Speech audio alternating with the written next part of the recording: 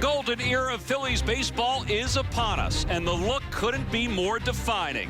Each player, each team, and each season are important parts of the story. Their differing styles and their differing collection of caps are all signs of success. 2007 was the tunnel to the other side. The light shined and the youthful energy ended a drought, lifting a team and a city back to October. A season later, a group that had tasted success got really hungry and moved up to the big table. The feast on the unexpected began, chewing away 28 years of hard work, reaching the ultimate point and taking the magical ride. The defending season was full of emotional twists and turns off and on the field, taking everyone along for the ride. The magic of October became the nearness of November in 2009. Another glorious run fell 2 wins shy of completion. The hardware, the handwear, and the headwear are acquired medals of these celebrated times. The golden era enters a new decade with a new look. The new look comes to you next.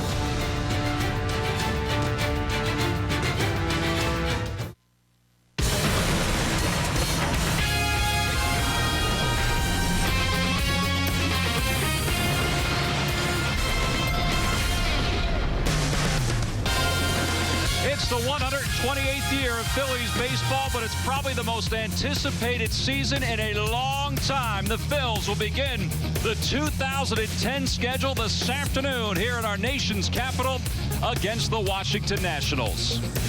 Hi, everybody. I'm Tom McCarthy, and along with Chris Wheeler and Gary Matthews, these guys have more than 80 opening days under their belts, and this is sure to be an outstanding one. The Phillies will start today with Roy Halladay. So much is surrounding Roy Halladay's season and his potential wheels for the Phillies. I think everybody's just excited to see what he does. Sure, Tom. You know, it was different. The minute he showed up in Clearwater, Florida this year, there was an aura about this guy. So successful in the American League, and there were people around just wanting to see Roy Halladay. No matter what he did, he'd just walk on the field. He threw a little bit of BP, he threw on the side, he'd throw in the outfield, and the camera and the media, they were everywhere recording what this guy was doing in his first couple of days in a Phillies uniform. Now, this guy is a 6-time All-Star coming to the National League with great numbers. And, Sarge, you saw him do a lot of this stuff in Toronto. Yeah, you're right about that, Will. This guy can really, really cut you up. He's the type of pitcher, by the way, he keeps a book on every hitter that he faces just to know exactly how to get him out, and he does that at an alarming rate. What a professional. He's going to help the Phillies. A true number one. He's the type of pitcher that can stop a losing streak. You know, it's funny, guys, when you talk to some of the American League players about Roy Halladay and the deal that the Phillies made to bring him to Philadelphia, they say, what else do we have to say? You've got the best pitcher in baseball, and guess what? The best pitcher in baseball is going to open the 2010 season for the Phillies this afternoon against left-hander John Lannon for the Washington Nationals. It's a glorious day here in our nation's capital. The starting lineups and first pitch when we return. Phillies opening day baseball is brought to you by Budweiser, who thanks you for being a designated driver. By Southwest Airlines. Want to see what a real airline is like? Go to southwest.com. Grab your bag. It's on. By Citizens Bank, with the most 7-day branches in the Philadelphia area. And by Independence Blue Cross. We're here for you every step of the way. It's a sold-out crowd here at Nationals Park, and if you just closed your eyes and just thought about it instead of looking at the Capitol in the background, you might think that you're at Citizens Bank Park, because there are a whole host of Phillies fans who have made their way down to D.C. to see this opener, and right now they're getting a chance to see President Barack Obama walk out to the field to throw out the first pitch. It is the 100th anniversary of the first time a president threw out a first pitch in a Major League Baseball opening day. William Howard Taft did it here in D.C. on April 14th, 1910. And President Obama is greeting some of the servicemen who were honored prior to the start of this ball game. Men who served in active duty overseas and were injured. And there's Jim Riggleman, the manager of the Washington Nationals, and President Barack Obama acknowledging this sold-out crowd. Tell you what, you can't lay it out any better than this. It is a gorgeous afternoon for baseball, and so many things surrounding opening day. And anytime you have opening day, it's like a holiday, but then you throw in the President of the United States wheels, and it's even better. Well, opening day in baseball, Tom, is so special anyway, and this is just flat out electric here today, and we haven't even started yet. It's just been an amazing thing since we got here this morning. Well, President Obama dons his White Sox cap with his Nationals jacket. Of course, he has always said that he is and will always continue to be a Chicago White Sox fan. Growing up on the south side of Chicago, and Ryan Zimmerman will catch the first pitch. And from the top of the hill, President Obama throws, well, we can term it a strike. Just on the outside part of the plate. It was catchable. It was catchable. I don't know why those guys throw from all the way back there. You know, you got to move up.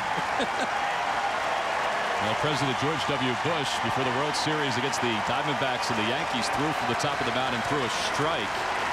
And that's one of the most stunning pieces of video that we have seen over the last 15 years in baseball, as President Obama greets the umpires who will take the lineup cards for today's ball game.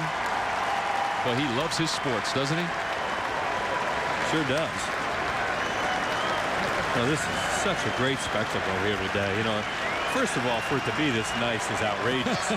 You know, to have a day like this in this part of the country in April is just such a bonus, and then it's so exciting to just be here. And the whole Roy Halladay thing, and the president being here, and it's opening day in the nation's capital, it's just really cool. President Obama greeting James Brown, who is the master of ceremonies today. There's Mike Rizzo, the general manager of the Nationals. Stan Kasten, the president of the Washington Nationals, and the president of the United States heads down the dugout stairs through the tunnel. The sold-out crowd filled with anticipation. I think everybody who's a baseball fan feels the same way, that opening day is like a holiday around baseball. Pretty amazing stuff.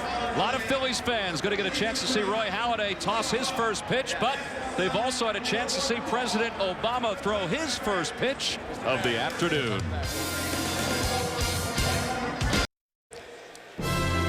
Oh, with all the ceremonies surrounding opening day around baseball, sometimes the first pitch is a little delayed, and that's okay, because the sights and sounds of opening day, beginning with the Phillies lineup being introduced, and it was loud with the Phillies fans. Charlie Emanuel got an amazing round of applause when he was introduced, and I have to say, it was much louder than any of the applause that the Nationals received. And there's President Obama throwing out the first pitch. Ryan Zimmerman doing the honors of catching that first pitch. And some notes about presidential first pitches. We said this is the 100th anniversary of the first presidential first pitch on opening day. William Howard tapped it on April 14th, 1910. Walter Johnson caught the first pitch that day. 48 presidents have thrown out opening day first pitches in D.C. John F. Kennedy did it 3 consecutive seasons. And President Barack Obama becomes the 13th different president to throw out a first pitch on opening day here in Washington, D.C. Pretty amazing stuff. And you notice they used to just throw it out from the box They seats. did, yeah. They didn't have to throw it very far. Now they go all the way out to the mound. Boy, that's a long toss, I'll tell you. I was surprised that he went out to the mound, and then not surprising as he puts his Chicago White Sox cap on. The man is very comfortable in any kind of arena. Yeah. And he hasn't wavered at all about his allegiance to the Chicago White Sox. Working from the stretch, huh? Yes, he is. Those left-handers are so quirky. Things sailed a little. It was even a little better than his first pitch at the All-Star game last year in St. Louis. You know, you can tell he played a lot of basketball when he was a kid. He didn't play a whole lot of baseball. You know, hey, as I said, he had a Gold Glove guy catch the baseball. Ryan Zimmerman had just received his Rawlings Gold Glove, and he made a nice play too. Well, let's take a look at the Phillies starting lineup, brought to you by Xfinity, the first of 162 this year for Charlie Emanuel. Leading it off at shortstop, Jimmy Rollins. Placido Polanco, the third baseman, bats second. Chase Utley hits third, followed by the first baseman, Ryan Howard. Jason Worth, the right fielder, bats fifth. Raul Ibanez is in left field, hitting sixth. Look at his numbers against John Lennon. Shane Victorino bats seventh. Carlos Ruiz hits eighth, and batting ninth at pitching is right-hander Roy Halladay. And Wheels, they'll face a guy that they're very familiar with, left-hander John Lannon, making his second straight opening day starts. Yeah, and he made his major league debut against the Phillies back in 2007 in a no decision that day. He was ejected from that game after hitting a couple Phillies hitters. He has not pitched very well against the Phillies statistically, but this guy can be tough. You see the numbers on him. Tom mentioned his second straight opening day start, and he's a sinker ball pitcher. He tries to throw ground balls. His idea is to get you out fast. The one thing that jumps out there negative, though, of course, is that 290 left-handed hitters have hit against him, and some of the Phillies left-handed hitters have been pretty good against him. Southwest Airlines scouting report, there's that two-seam sinker we're talking about. Throws a lot of other pitches. 290, a guy like Raul Ibanez, Tom, you'll talk about it more when he comes up, but he just has amazing numbers against him. 7 for 10 against Lannon overall. Ibanez, a .354 lifetime hitter against the Nets. And it is time now for our Key State Chrysler Jeep Keys to this afternoon's game on just a beautiful afternoon in our nation's capital. Exciting day so far. And the first pitch has been thrown. The ceremonial first pitch has been thrown. The first pitch of the season still hasn't been thrown. A sea of red here because of the Phillies fans and the Nats fans. Here's our Key State Chrysler Jeep Keys to this afternoon's game. Well, Roy Halladay in the National League, the American League, he's really happy he's over here and gone. And can the Nats improve? Well, they certainly think they're a better team right now. Only 2 guys are starting in this game, regulars, from this time last year for them, Dunn and Zimmerman. Well, here we go. Jimmy Rollins leads things off, and the 2010 season is underway. And the count is 1 ball and no strikes to J-Roll. Jimmy coming off a year in which he had 250 with 21 home runs. Had a good spring, and he's aboard to start the year. He did a lot of that during spring training. Swing early in counts and get on base for then Placido Polanco. He got fastball there from Lannon on the second pitch of the game, second pitch of the season. See, all these Phillies fans, Tom was talking about the introductions and how it sounded like a home game for the Phillies. And here it is, a fastball right down the middle, and Zimmerman up a little bit, even though Rollins doesn't bunt all that often, so it was easy to fire that thing past him. So with a runner on first to start things off here in the top of the first, here's Placido Polanco. Polanco, a lifetime .300 hitter, takes the first pitch for a strike, and it's 0-1. Sharon Lane's a home plate umpire today. The crew chief, of course, always has the opening game of the series, and he's a very good ball and strike umpire. And you can hear him too. Yeah. Even with this sold-out crowd, as loud as it is, he's pretty loud with his strike call. Polanco skies one down the right field line. Over is Willie Harris. Does he have room? He does. A half a step, and he makes the grab, 1 away. Polanco trying to hit the ball the other way and just hit it in the air. Fan almost reached out and interfered with that. And you see Harris looking over like, hey, what are you doing? I wonder what kind of jersey this guy had on. Yeah, let's check it out to see. No, that would have been fan interference. If that ball had been deflected, the umpire down the first base line, who was Mike Winters, would have had to call fan interference because that guy did reach out into the field of play. See the Phillies fans right behind that gentleman in the blue golf shirt. With 1 away, here's Chase Utley. A good spring for Chase. He's had a good career against John Lannon average-wise, but he was knocked out of a ball game, and for a good part of the Phillies' first run toward the National League East title in Lannon's major league debut a couple years ago when he was hit by a pitch. The irony of that is the guy at second base, Hunter Wendelstedt, was a home plate umpire that afternoon in Philadelphia, who decided to toss Lannon out of the game after he hit Ryan Howard following the hit batter to Chase Utley, and Howard had hit a home run off him earlier in that. 1 ball, 1 strike, the count to Chase. Last year, Chase was 3rd in the National League in runs scored with 112. 31 home runs, 93 runs batted in. A lot of these guys in the Phillies lineup have good numbers against Washington. And last year, early in the season, they really hit their staff hard. Overall, a season ago, the Phillies were 15-3 against Washington. And Jimmy draws the throw. Bill Thompson's a first base coach. Of course, here's the flashback to where Chase got hit, and you knew it was bad because just that reaction there. You know, this guy is so tough, and he actually had 2 more at bats after that. He stayed in the game. It was amazing. Davey Lope's not here, and Davey losing his brother in a fire in Rhode Island over the weekend. We certainly sent our best along to Davey and his family. Absolutely. So Milt is going to coach first base until we get Davey back. And you know, Davey Lopes is a big loss for the ball club because of the way he does things with the running game. Not that Milt can't help out over there too, but Milt will be the first to tell you he can't do the things that Davey Lopes can do. Yeah, Milt talked to Davey Lopes today. Davey called him to wish the Phillies luck and let him know that he was thinking of the ball club while he was going through the tragedy up in Rhode Island, in Providence, Rhode Island. So Milt's going to be manning first base for a little bit of time. Certainly hope to get Davey back real soon, and we're all thinking about him. Great guy.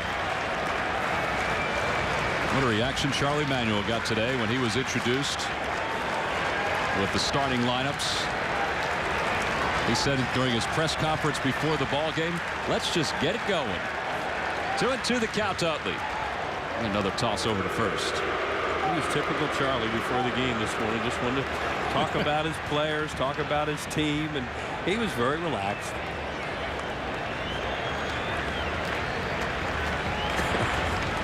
He had to do TV shows. Boy, I got a lot to do today. I can't wait till this game starts. Chase reaches out and pops it up shallow center. Niger Morgan coming in, and 2 away. So after the 2-out or the leadoff single by Jimmy Rollins, John Lannon gets the next 2 batters on pop-outs. Well, our first Lucky McDonald's Phillies home run jackpot contestant is Justin Connor of Ashland, Pennsylvania. If the Phillies hit a home run in this afternoon's ball game, and Justin will win $100. Chase Utley chased an off-speed pitch there in a 2-2 count and got himself out. Looked like he was way out of the strike zone, either a breaking ball or maybe a changeup.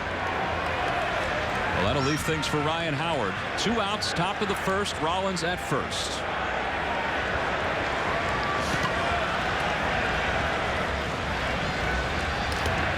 Ryan is really the only guy in the starting lineup who does not have good numbers against Lannon. He's 4 for 22 for his career. Had a good spring with 4 home runs and 11 RBIs. And he begins this year on the heels of his 4th consecutive 45 home run or more and 135 RBI or more season. Pretty impressive. Jimmy goes. Pitch is taken inside. The throw to second, nowhere near in time. And Jimmy, who was 4th in the league in stolen bases last year, gets his first of 2010. The big overshift on, and Ryan Zimmerman, the third baseman, was a guy taking the throw here. And Pudge Rodriguez's throw is wide, and he just comes forward. And no, that was Desmond, the shortstop. So 1-1 the count to Ryan Howard with a runner in scoring position. And Ryan chops one back toward the middle, and it's booted. Desmond bobbles it. His throw is late. J-Ro's going to try to score. The throw to the plate, and he is out at home plate. Well, Jimmy trying to get things rolling early here in the top of the first inning. The Nationals were able to regroup after this boot by Ian Desmond. That's an error to him, but then a heads-up play by Adam Dunn. Nationals are coming up.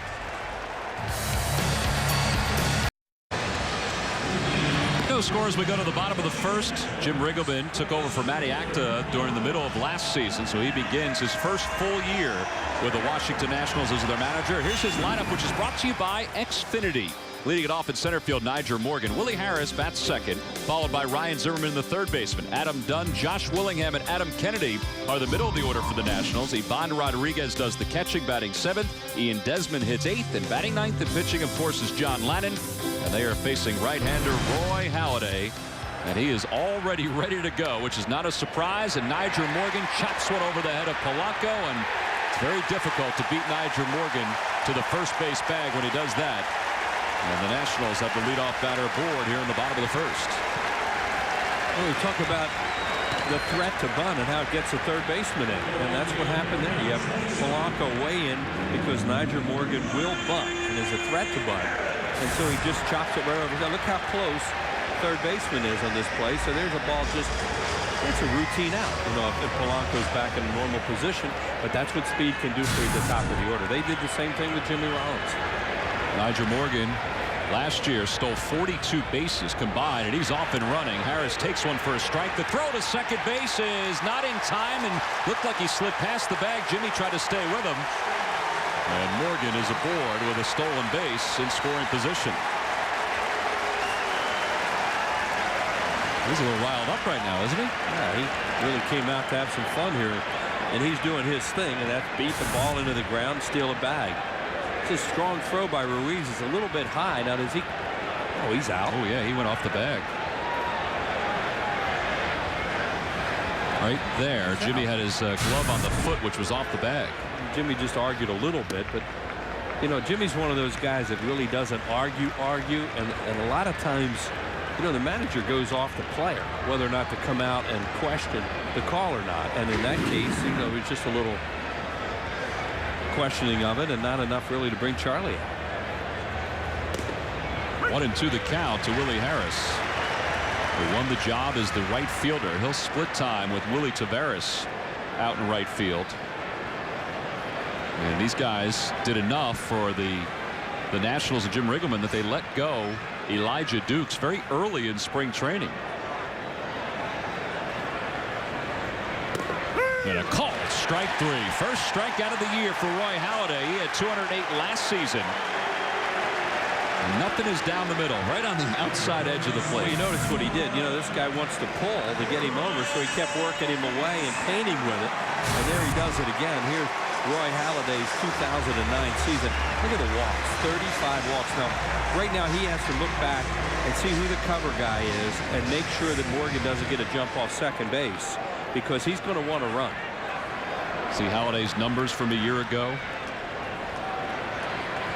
And here's Ryan Zimmerman. The thing that jumps out of you, to me anyway, is 35 walks. 35 walks in 239 innings of work. Now, Chase Utley is a guy who's going to try and keep him close. Southwest Airlines scouting report on Halladay. Fastball, you know, he likes to make hitters swing early, and he's a complete game guy. That's what his mindset is when he goes out there. 9 complete games a season ago. And Zimmerman smokes one toward right center field. That's going to be over the head of Shane Victorino and off the top of the wall. The Nationals are going to take the early lead. Good throw in by Victorino. Morgan crosses the plate. And it's 1-0 Washington here in the bottom of the first. Well, Ryan Zimmerman got the Silver Slugger Award and a Rawlings Gold Glove before the game. What a great player this guy is. He's the face of their franchise.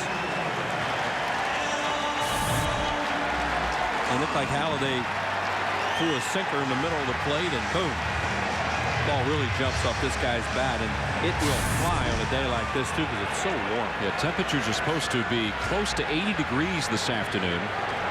Now Adam Dunn, the batter, with the runner at second base, and Dunn takes one a little high.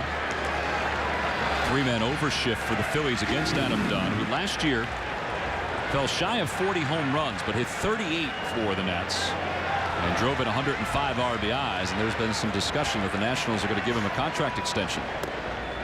Well, the biggest thing they've done is get him out of the outfield. Remember how he struggled in the outfield last year. And he had a series in Philadelphia that was just horrendous. But now they got him to first base, and he's a lot more comfortable there. So the 3-man overshift by the Phillies defense. 3-0 the count.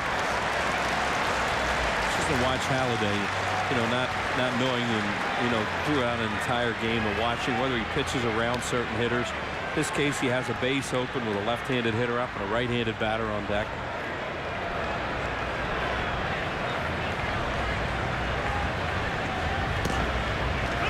Well, Dunn was taken all the way, and he takes it for a strike. Adam Dunn is much like Jason Worth, where he'll take a lot of pitches.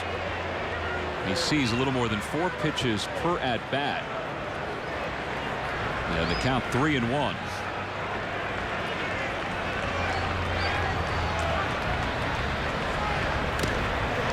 Something off speed. It's full 3-2.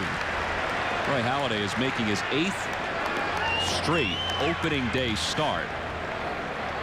He and Roy Oswalt each are at that number. The record for most opening day starts, Tom Seaver started 16 opening days. And a breaking ball caught, strike 3. just a wide array of pitches that Halladay can throw up there against a hitter.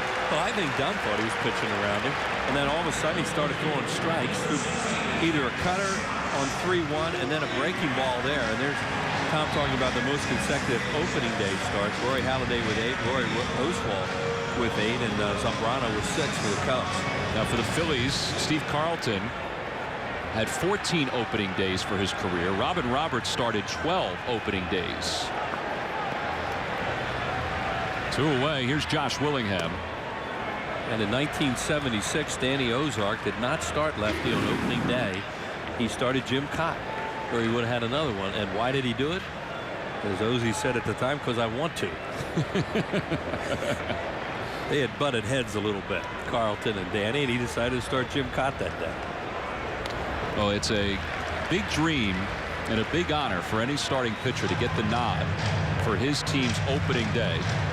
It symbolizes that you are the best pitcher in the rotation, but you're also matched up against the other team's best pitcher. How about that matchup that Oswalt has today with Lincecum? Wow. Last night it was Josh Beckett against CC Sabathia as the Yankees and the Red Sox open Major League Baseball schedule. 2-1 the count to Willingham. That's that cutter from Roy Halladay, and you see he throws a cutter in the high 80s to low 90s. Real late movement. Not a slider, but more of a cutter.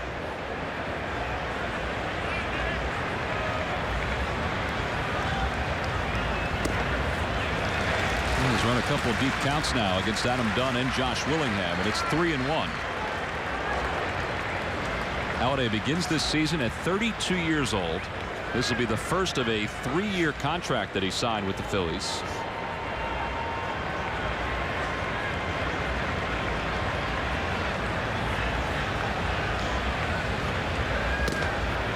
Now there's ball 4. Well, he doesn't walk a whole lot of guys, so don't get used to seeing that. Hey, during the 2010 season, Turkey Hill will contribute $100 for each Phillies victory and 5 cents for each carton of Phillies Grand Slam ice cream sold to support the Phillies youth baseball and softball programs. Last year, Turkey Hill contributed $9,300 for that cause, just from the Phillies victories alone. Here's one of the new members of the Nationals, Adam Kennedy, who takes a pitch for a strike. Kennedy last year hit .289 for the Oakland A's with 11 homers and 63 runs batted in.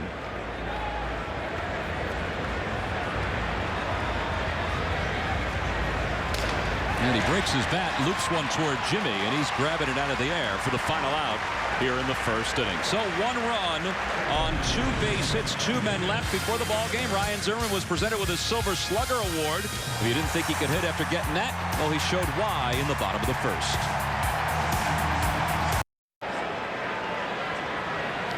Top of the second inning here at Nationals Park. It's the Nationals 1, the Phillies nothing, as Jason Worth leads things off against John Ladden. Ladden allowed a couple base runners in the first, but Jimmy Rollins was thrown out trying to score from second on an error by shortstop Ian Desmond. See what Jason did this spring. His last few games brought him above the 200 mark, and he felt pretty good after those last couple ball games of the spring. And if he wasn't woken up yet, John Ladden may have just woken him up. That's a good pitch from a sinker ball left-hander to throw inside a little bit like that, and then to kind of just throw a dead fish or a sinker away, try and get a guy to turn one over into a weak out. 2-0 the count to Jason, and he fouls it off over the Nationals dugout. 2 balls and 1 strike. But for the first time this year, we go to the Toyota Major League scoreboard, and up at Citi Field, the Mets lead the Marlins 2-0 top of the second. David Wright, a 2-run home run. Boy, David Wright had a difficult season last year. Severely beamed, and his power production was way off, so he comes out and hits one of his first at bat. Off Josh Johnson, no less. 3-2 the count now to Jason. Jason enters this year after playing 159 games a season ago. And typical Jason Worth, first at bat of the season, sees a lot of pitches. And there's number 6 of the at-bat, so he's going to get at least 7. Last year he averaged just under 5 pitches per at-bat. He's one of the top in baseball as far as seeing a lot of pitches with foul balls and a good eye. And here he goes again, right out of the chute. 4 hits lifetime against Lannon. 3 of those hits home runs. So 3-2 the count to the Phil's number 5 batter. It'll be Jason Worth, Raul Ibanez, and Shane Victorino. And Jason hits one toward right center field. Nigel Morgan is over. And there's one away.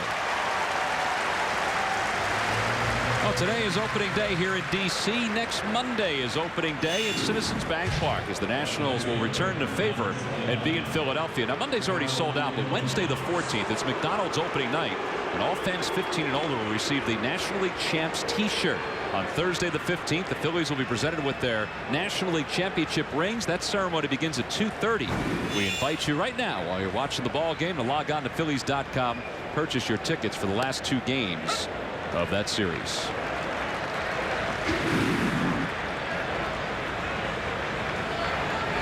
So 1 away. Here's Raul Ibanez. The count, no balls and 1 strike to Raul. Raul last year with 34 home runs and 93 runs batted in. He hit .426 against the Nationals. And he hit so well in this ballpark too. It's that one in the air to left. Willingham got a lot of room out there, but this one's in front of him. And there are 2 away. All right, Wheels, what does it say when you're a sinker ball pitcher like John Lannon and 4 of the 5 outs you've recorded have been in the air? Well, he's pitching. He's not pitching his game, Tom. Well, let's look back at Ibanez. Last year, this was that split doubleheader, and he kept hitting them that day, and they seemed to go further. Center field. Then he went off to facing in the upper deck. Then in the second game, which had a lot of rain involved in it, he goes out to center field again. He hit a ton of yardage with those home runs last year. Yeah, 6 home runs overall here in Washington at Nationals Park a season ago. I think that the thing that Lannon would look at, even though he's not pitching his game with ground balls, as you just brought up, is the fact that his fly ball outs are weak. And if that's, if he's doing that, then that means he has enough movement location that they're not centering it on him. So 2 outs. Here's Victorino. The count 1 ball and 1 strike to Shane. Hitting in the number 7 spot, which is much different than what he's been used to the last couple of years. And, he said it is an adjustment, and it will continue to be an adjustment. Charlie Manuel likes the fact that Victorino's speed is toward the bottom of the order. Also thinks he could provide a little pop. And he rolls that one just foul down the third base line.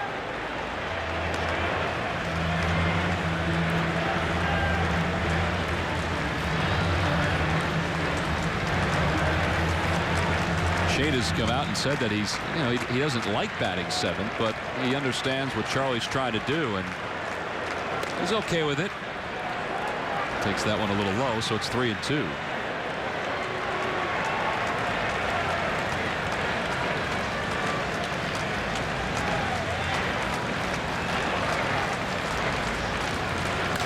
Chopper toward third. Big hop for Zimmerman.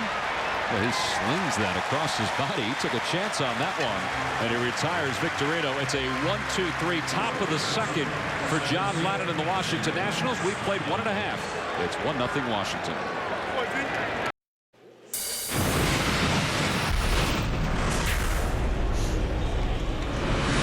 Hey, it's a great show Monday nights. Law and Order, Criminal Intent on MyPhl 17. The stories are interesting, and you gotta love Vince D'Onofrio and Chris Noth. And Wednesdays in primetime, check out the military drama, The Unit. Both primetime dramas air at 8 on MyPhl 17.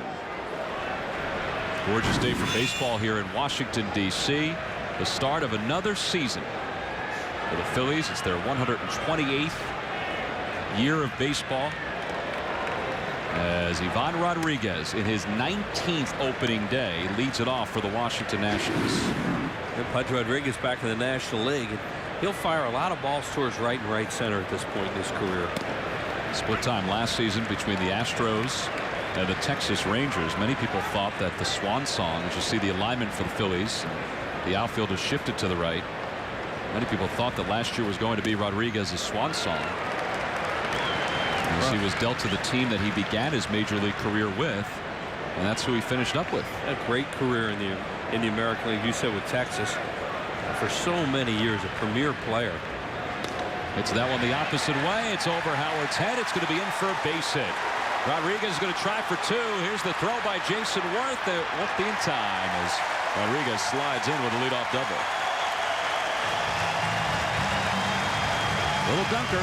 Yeah, right off the end of the bat, but that's where he hits everything now, to right and right. So I'm not saying he can't pull a ball, but Rodriguez looks away. His bat's a lot slower. He inside-outs everything, and right off the end of the bat there. And what's really impressive about him, Jason Worth got on that in a hurry, did everything he could, and he really hustled out of that box. And, you know, for a catcher, turns that into a double easily. Well, he could always run when he was younger. Great athlete. He is 38 years old now. And that brings the youngster in this Nationals lineup, Ian Desmond, to the plate. Desmond won the shortstop's job because of those numbers this spring. A lot of people felt, though, that it was his job to lose in spring training. He had Christian Guzman battling for the everyday shortstop's position. This guy made his major league debut against the Phillies here last year and hit a long home run off Joe Blanton in that game. He's strong. Yeah, Guzman's a little banged up, evidently has some shoulder problems. But there's Guzman. He's the shortstop of the future, they hope, at least here in Washington. 1-2 the count. Trying to get a lot younger. You know, of course, they have Steven Strasburg on the horizon, and talk to the Washington people about that kid, the right-hander that they drafted #1 overall. Ooh, they say he is really special.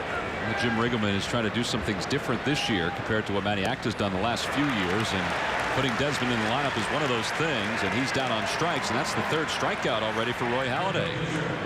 Speaking of Steven Strasburg, who Wheels was talking about, here's some notes about him. First overall pick in 2009. Signed a $15 million contract. Had a pretty good spring, but you know, they want him to have some success and failure down in the minor leagues. So that's why he begins the year with Harrisburg. As John Lennon is down in the count, no balls and 1 strike. Well, everything you hear about people that saw him in spring training, he's gifted, and he'll be up here pretty soon. They probably don't want to get his clock running too soon either. Well, that's true. That's part of it. The baseball part of it. As far as the economics of it go. And as you said, Tom, he needs to go pitch somewhere professionally. 0-1 the count to Lennon, who had 155 last year.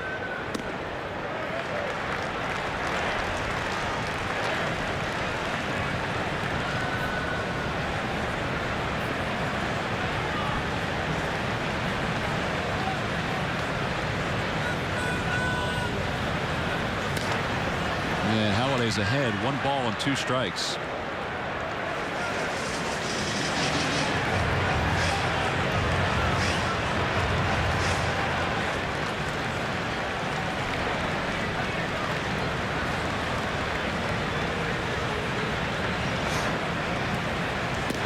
There's another strikeout for Halladay. That's his 4th of the afternoon as he gets Lennon looking. It's the 3rd batter he's gotten looking so far. So 2 away. Back to the top of the order. Nigel Morgan, the hitter. And Phillies and Nationals obviously have faced each other a lot over the last few years. Since the move to D.C., the Phillies are 20 games over the 500 mark against Washington. And what a year they had last season against the Nationals. And it's kind of misleading when you see those numbers and the way the Phillies have dominated the Washington Nationals. Think how many games the Phillies won late against this team. Absolutely. Because of their bullpen problems, the Nationals bullpen problems. They played so many close games with this team over the years, and they win a lot of them, which is great for the Phillies. But it just looks, when you look at those numbers, you think, oh, well, this is no big deal. You beat these guys easily. It has been tough. Well, their bullpen was ranked last in the National League as Morgan shatters his bat. The top of the bat goes helicoptering into the crowd as Chase Utley makes the catch to finish off this inning. No runs, 1 hit. Halladay strands 1 in scoring position. We go to the 3rd. It's 1-0 Nationals. Oh, it's time now for our first Dodge Stump the Fans trivia contest. That's right, Fanatic, bring it on. Here's the question. Who was the first president of the U.S. to throw out a first pitch on opening day outside of Washington, D.C.? Come on, Wheels, you have to know that one. You're a big history buff. Yeah, I am. We'll give you a chance to sit on that a little bit. I don't think it's going to help. The lines are forming on the concourse here at Nationals Park. They've got some pretty good grub around the ballpark here. It's 1-0 Washington as we go to the top of the third. Carlos Ruiz leads things off.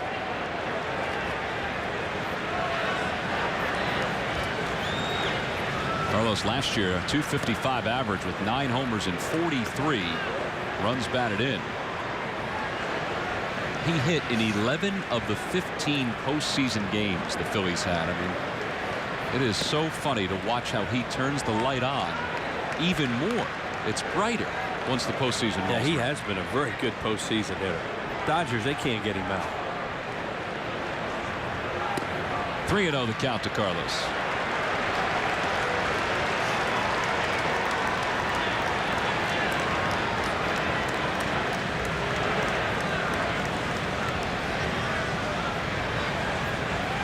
Take it all the way, and there's ball 4. So Ruiz works out a walk on 4 pitches.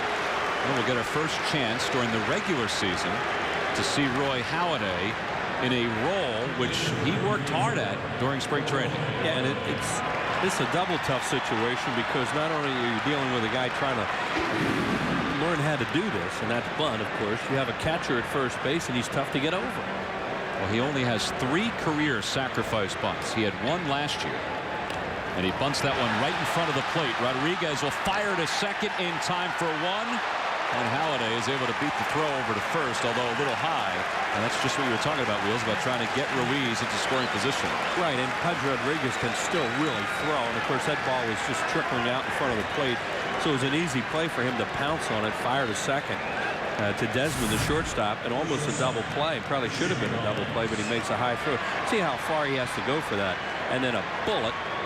And, well, he slipped a little bit when he went to throw it, and that's what it did. Ruiz, to his credit, got after Desmond a little bit right there and made him move his foot. And that's what precipitated that high throw. There was one little hesitation by Carlos before that bunt was laid down, just because he didn't want to get caught in no man's land in case Roy Halladay had missed the bunt. So Halladay's aboard. Here's Jimmy Rollins, who singled to start the game.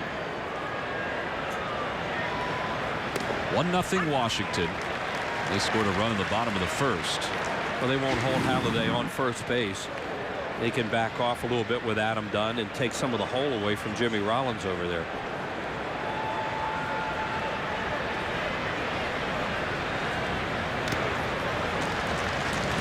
Jimmy begins this season with 327 stolen bases because he had a stolen base his last time aboard in the first inning. He's got a chance to pass Willie Mays on the all-time list at some point this year. Willie Mays had 338 career stolen bases. Jimmy is also 4th in Phillies history with that number. And he hits one toward left center field. Not that deep. Willingham is over. And they're 2 away. Visit the official online shop of the Phillies at Phillies.com. Browse the largest selection of official gear, including the latest apparel, nostalgic memorabilia, and authentic classics for the whole family. Get your gear straight from the official source, the Phillies.com shop. Accept no substitutes. 2 outs. Here's Placido Polanco.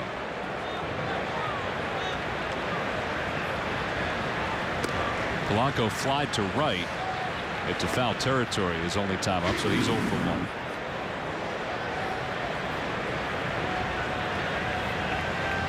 Good numbers last year, but as Polanco will tell you, that .285 batting average, that's not where he wanted it to be.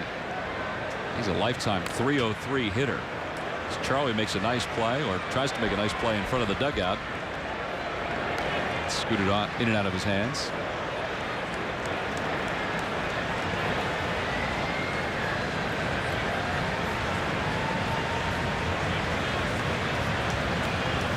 This day and age, when you see a guy that's played as long as Polanco has and see that he has a lifetime .303 batting average, that's pretty impressive. Sure is. 1-2 the count.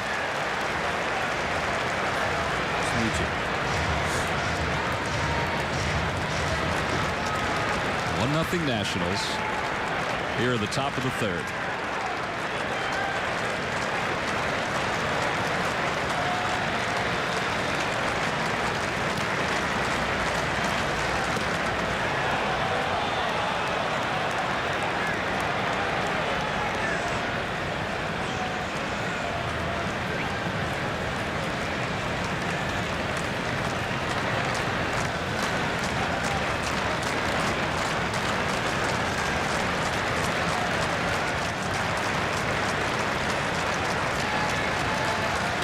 Back toward the middle, Desmond ranges over. He's got it, and the inning is over with. Halladay is forced at second for the Phillies in the inning. No runs, no hits, one man left. We've completed 2.5. Phillies are through the lineup one time. They trail it 1-0.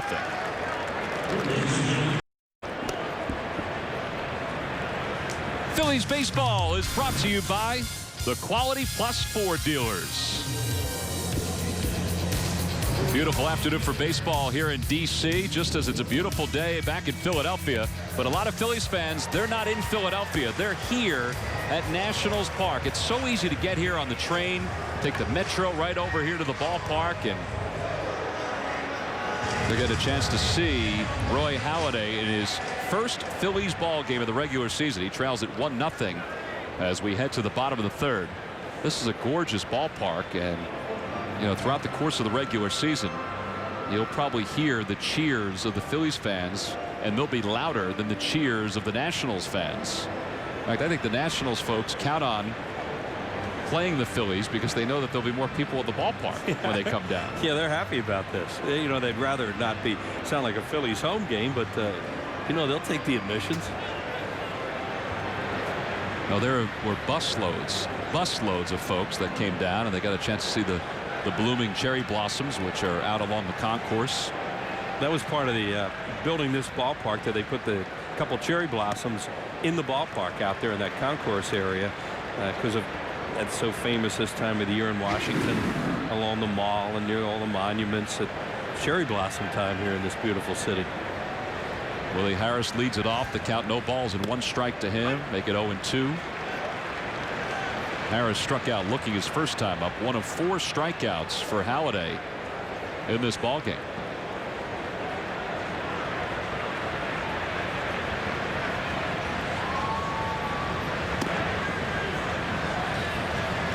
Well, it's not odd for the Phillies to face one of the teams within their division on opening day. They begin the season this afternoon against the Washington Nationals. What usually is odd is if Charlie Manuel and his bunch play somebody in the Central. The same for, let's say, Jim Riggleman. As Harris skies one to left. Ibanez got turned around a little bit, but he finds it. And there's 1 out. Now, today's Thirst Inning is brought to you by Budweiser, the official beer of the Thirst Inning.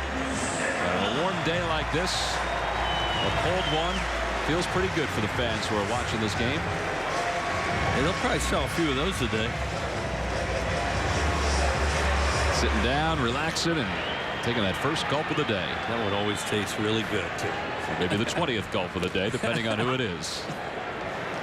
With 1 away, here's Ryan Zimmerman. So, Wheels, do you know the team that the Phillies have faced the most on opening day in baseball history? No, this is a team that's been around since 1883. Well, that's right. My first thought, and I know I'm not going to say it because I know I'm wrong, but it seemed like they played the Mets forever on opening day. It can't be the Mets because they haven't been around that long. Well, you are close. 1-1 the count to Zimmerman. And he shoots one the opposite way. Foul. And it's 1-2. We'll give you some opening day notes while Wheels thinks about this question.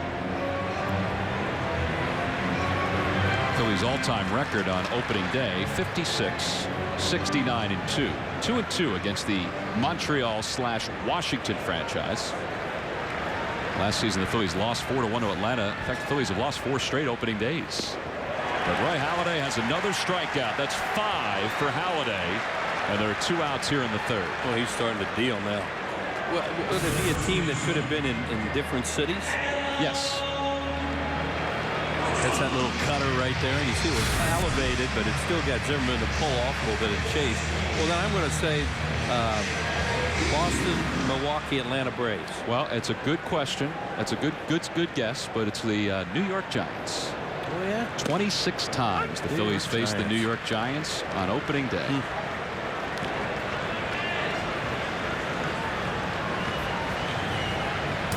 I guess it makes sense because the proximity was so close. They faced the Dodgers a lot, the Brooklyn Dodgers a lot on opening day. 0-2 the count to Adam Dunn.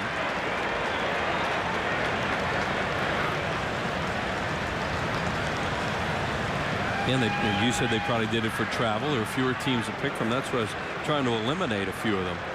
I thought it may have been the Braves. And Dunn is down on strikes. Another strikeout for Roy Halladay. He has struck out 2 in each of the first 3 innings. So he has 6 strikeouts through the first 3 this afternoon. He's got Adam Dunn twice.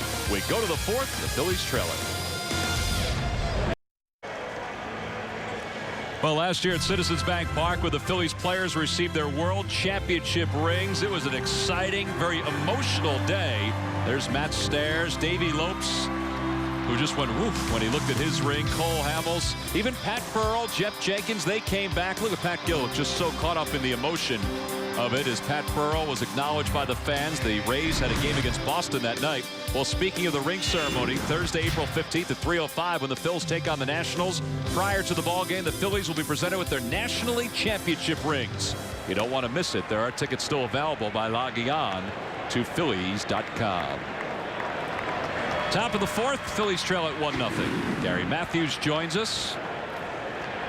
We weren't sure if we were going to get Sarge in the booth because he was busy saying hello to his friend, the President, Barack Obama.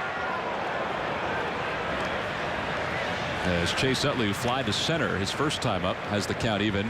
1 ball and 1 strike. And well, it was kind of neat because at one point an inning ago, I glanced back and I saw Sarge just sitting down, relaxing, talking to the President of the United States. Yeah, he actually came in and surprised me there, but you know, they shut down the halls every time he starts to move. But I was glad he was able to come in. At least we got a chance to shake his hand. We wanted to get him on the air, but I told him you might get a little nervous in asking him questions. So, you know, he is busy. I would have asked him about his pick for tonight's national championship game in college basketball, the Butler Bulldogs against the Duke Blue Devils.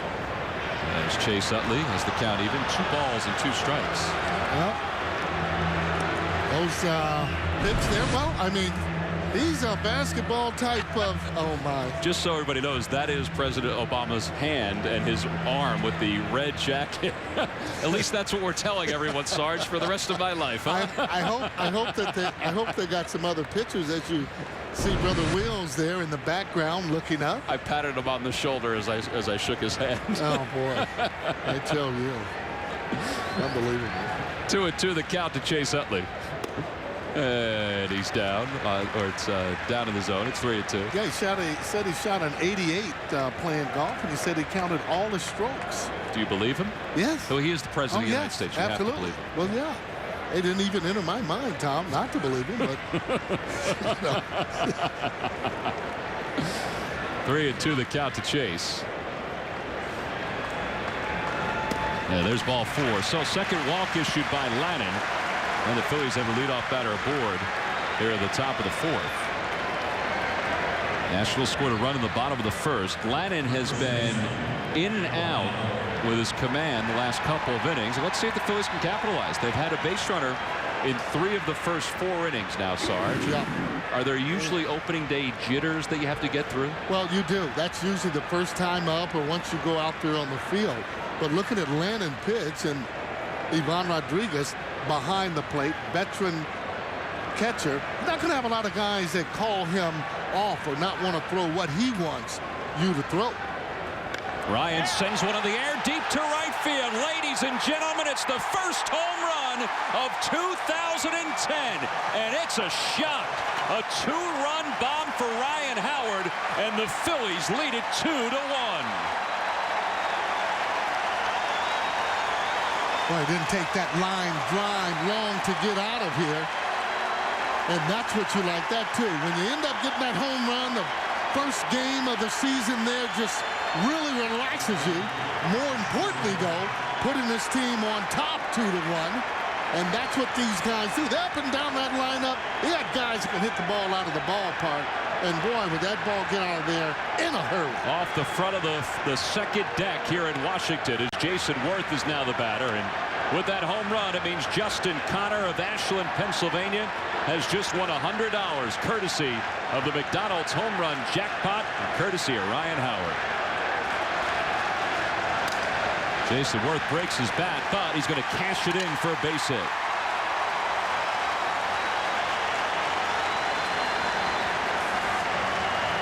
So 3 straight hitters aboard for the Phillies, including Ryan Howard. See where this pitch is. It is a hanger slider.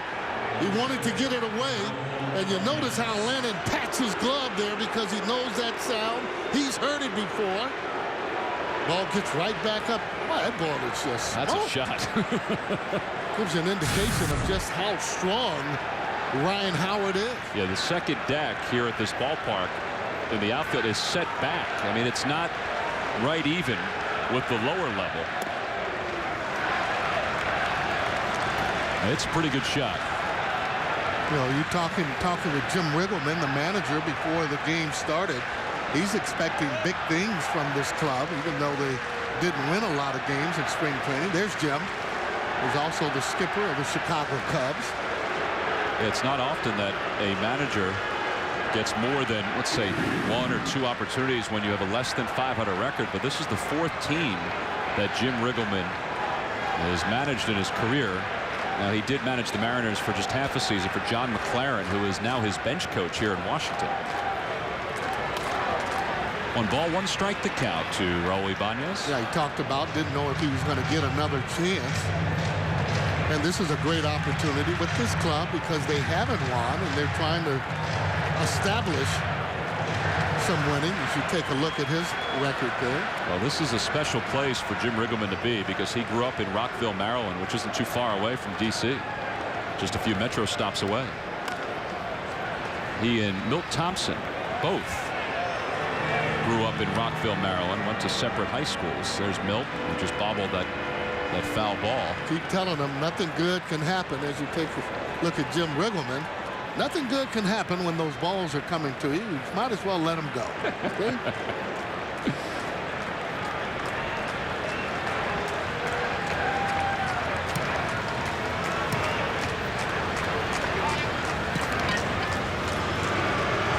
Ibanez is one of those hitters on the team. You want to have him start off quickly and get that confidence up. Didn't have a great spring.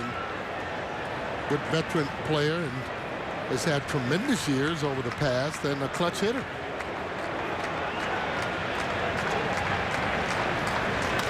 Rolls that one to the right side. That's going to sneak into right field. Worth is on his way to third. And Raul Ibanez, another hit against John Lannon. That's his 8th career hit against Lannon. And the Phillies have runners on first and third and still nobody out. Getting able to smother that ball, if you will, as he hits that ball to the right side. Jason Worth going around the bag, almost tripped. Check this out, as he just not hit it hard, but it just trickles through. But once it gets through in the right field, Jason with good speed, and he didn't have any problem getting over to third base. And we talked about this the other day. When you have guys on base, it makes you a better hitter because the defense is aligned much differently. With Jason Worth leading off first, Dunn has to hold on, and the second baseman, Adam Kennedy, is cheating over for 2. Yeah, good point on that. Victorino 0 for 1, grounded to third his only time up. You see the alignment, how different it is with runners on first and third. Yeah, this big situation, these are the ones that you want to pick up during the course of the season. And when you do it the majority of the time, it makes you where you get that 100 RBIs.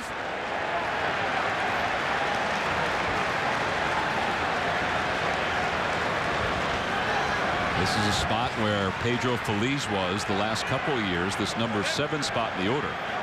Kind of expect Victorino to be a little more productive than even Pedro was. Line drive, base hit, and he is a little more productive, at least for today. Worth scores from third. The Phillies lead it 3-1. Boy, quick inside Victorino was on that fastball. Lannon trying to get it on the inside part of the plate to try and jam him. With 2-0, you can just about almost predict the pitch that you're going to get. Fastball in. As he whacked it in the left field. Steve McCaddy, the pitching coach for the Nationals, out to the mound. Still nobody out. 5 batters have reached base safely to start this inning. You see, once he gets that foot down, see how he gets the foot down? Now he has really good balance, goes through the ball and quick on it. The ball a little bit more out over the plate. I thought it might have been a little in. He did turn on it, though.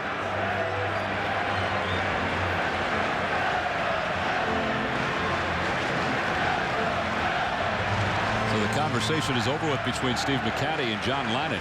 Broken up by the home plate umpire, Jerry Lane. Sarge, tell me what you're thinking as a hitter. I mean, Ryan Howard starts this thing rolling with a 2-run home run. If you're the other hitters in this lineup, do you feel like you have Lannon on the ropes now? Well, let me tell you, it starts to be contagious once you start getting hits. And it does. It puts pressure on you just to kind of give you that added kind of incentive. So the Phillies fans all standing up here at Nationals Park, get a chance to watch the action. And Ruiz takes one low, 1 ball and no strikes. Carlos walked his only time up.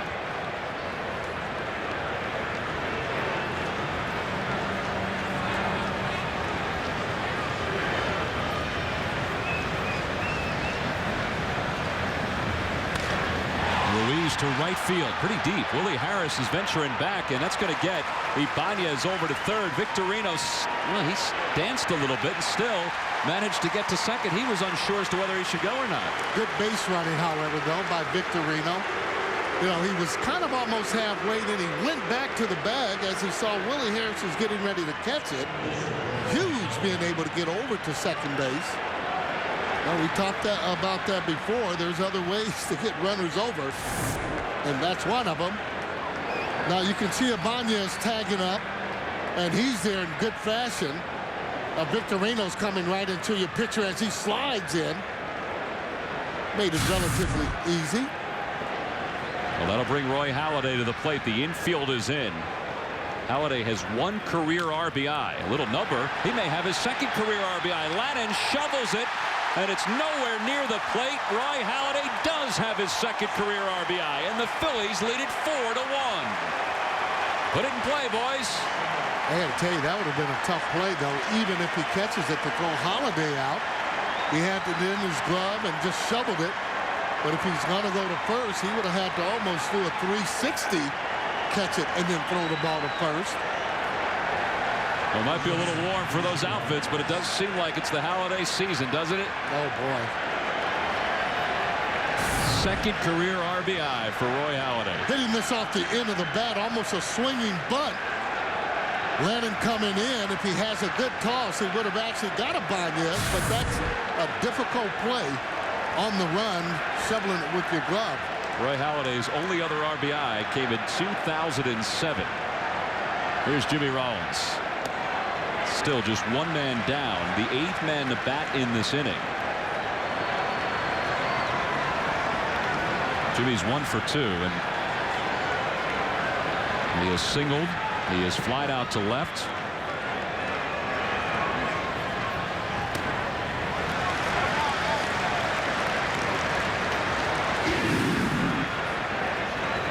What you want to do, put pressure on him. Continue to put pressure on the opposition.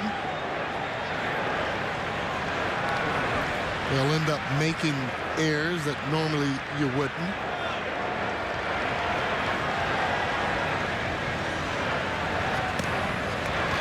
Lannon has fallen behind 7 of the first 8 batters that he's faced in this inning, and that's been part of his issue, and the Phillies have capitalized.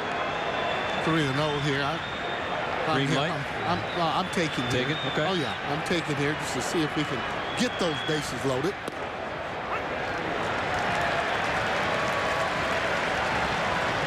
I always find that interesting when the count's 3-0 with Charlie Manuel as the manager, because he loves to give guys green lights. Yeah, depending on that situation and depending on how he sees you swing. Gabriel's been swinging good since spring training, really. Well, there's ball 4, and there the bases loaded, as Sarge just talked about. Is that going to be it for Lannon? He glanced over to the dugout. Jim Riggleman has not moved just yet. He's trying to now signal to Steve McCatty to tell the bullpen, hey, tell him to get ready a little faster. Jesse English is the left-hander loosening up in the pen for the Nationals. And Tyler Walker, the former Philly, is about to get up. And the 9th man to bat in this inning, Placido Polanco, is at the plate. I think Rodriguez Got crossed up on that pitch. He's going right out and talk with him about it. You can always tell because that catcher will kind of box that ball and not feel comfortable in catching it. And then he'll go out and talk to the pitcher and say, listen, are we on the same page here?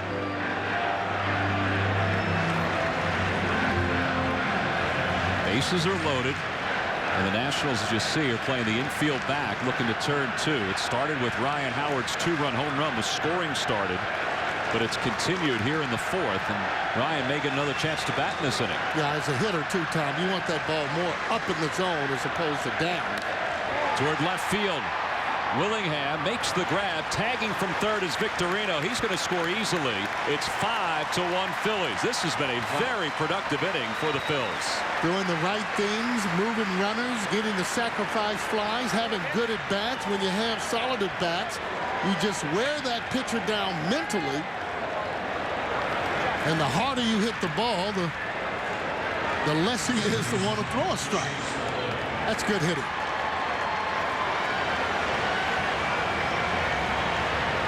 So the first 5 batters that came to the plate in this inning reached base and scored.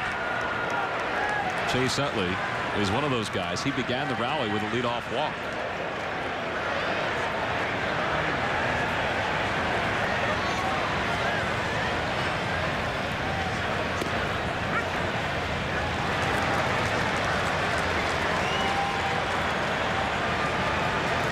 See Rollins on first. Halladay over at second base.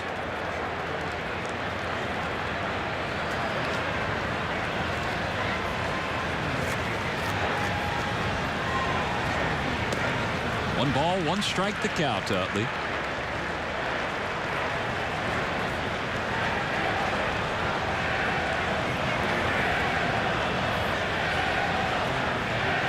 Kind of shows you the different energy the club has as opposed to spring training. Unbelievable, isn't it? Where these guys talk about being able to turn it on and turn it off, and today they had the energy up. Well, at least in this inning, I mean, you could just feel it, though, and it's understandable. It's opening day. It's a jam-packed place. The President of the United States is here. I mean, the Nationals jumped out early. The Phillies were kind of quiet, but they started to chip away. Just couldn't get a run across the plate until this inning here. Yeah. And this will be the 30th pitch of the inning for John Ladner.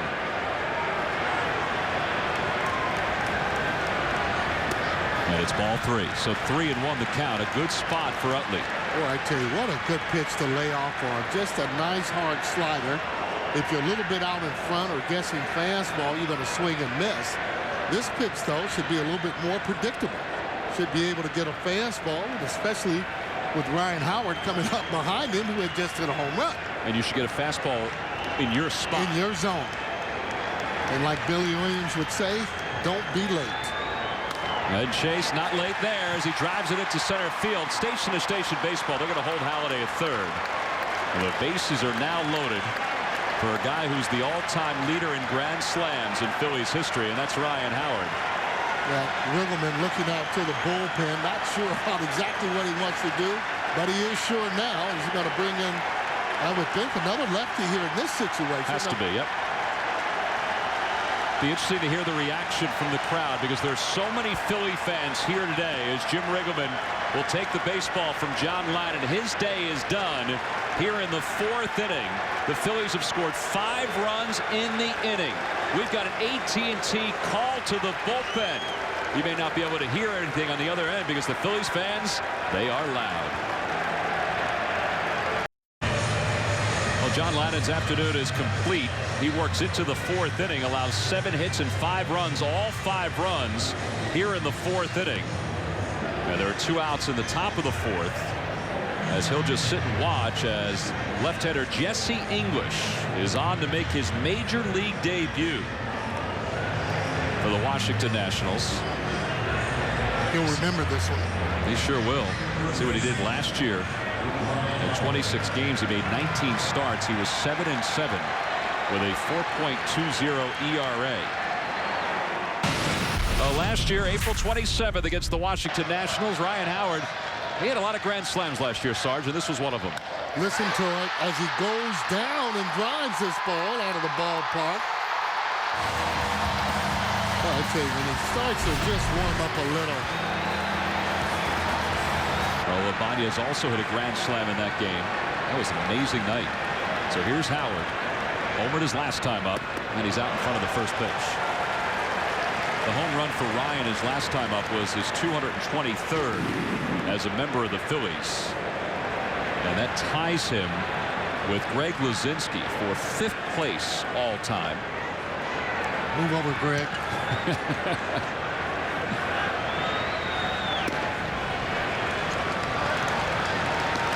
A lot of times when you face guys for the first time, you don't know what they throw. You don't know how hard they throw.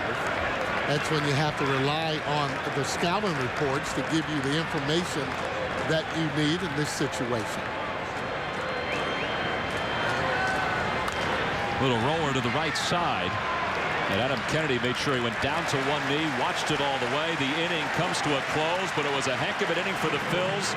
They sent 11 men to the plate. It began with a 2-run long ball from Ryan Howard. Phils have some power, and they can also score the old-fashioned way, as Roy Halladay showed us to help along this inning.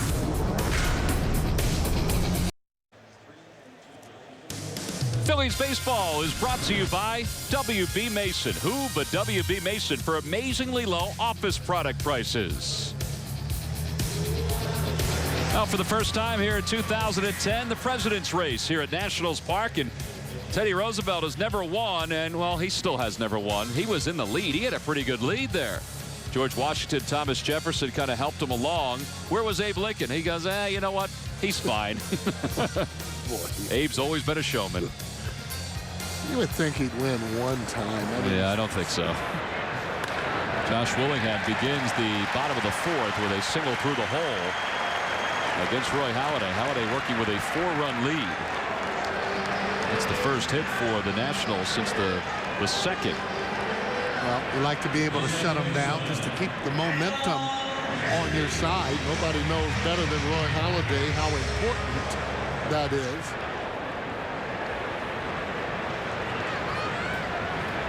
Phillies set up for 2 with Adam Kennedy at the plate. Kennedy swinging early, and the count is 0-1.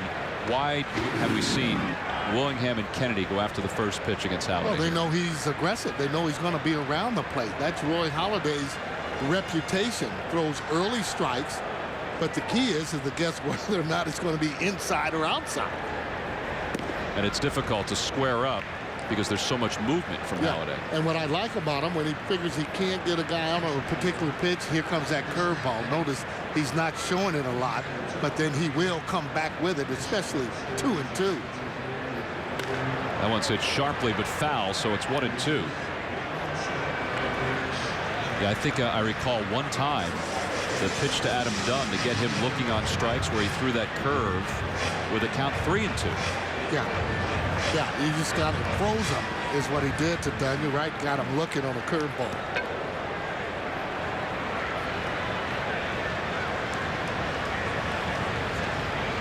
Outside, 2 balls and 2 strikes to Adam Kennedy. You know, one of the things that Roy does is each pitch he tries to throw to set up the next pitch.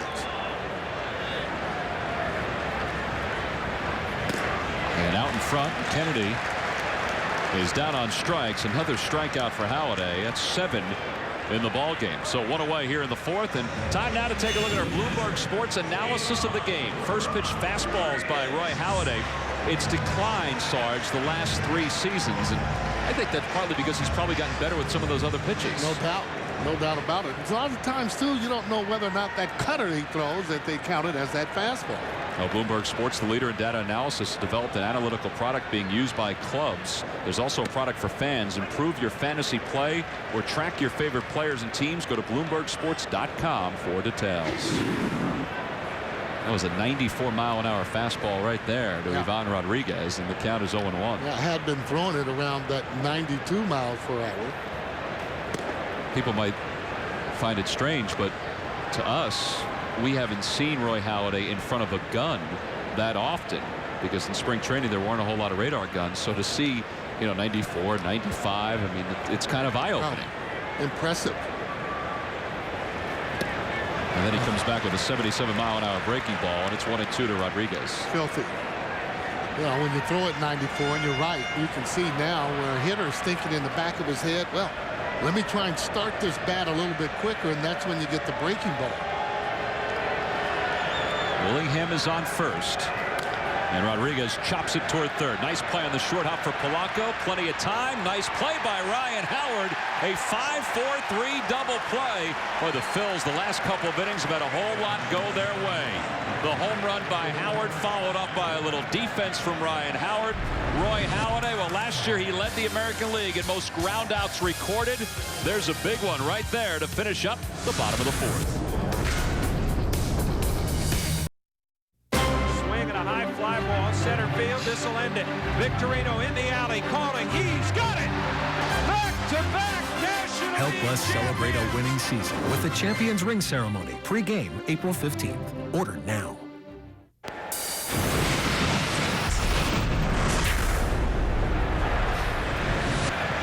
Top of the fifth inning, Jason Worth leads it off for the Phillies. They lead it 5-1. A 5 spot in the fourth inning. They send 11 men to the plate. Jason singled and scored in that inning, facing left-hander Jesse English, who is making his major league debut in relief of John Lannon. English, who was acquired off waivers by the Nationals this past offseason from the San Francisco Giants.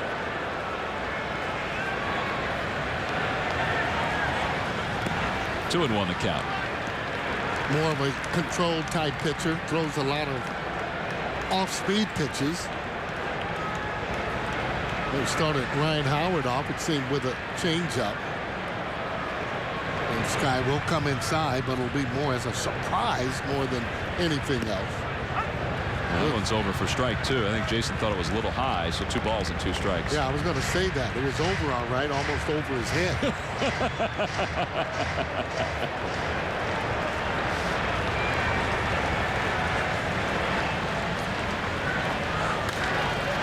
It's a mile high to center field. Nyjer Morgan, he is really battling the sky, the sun. One away.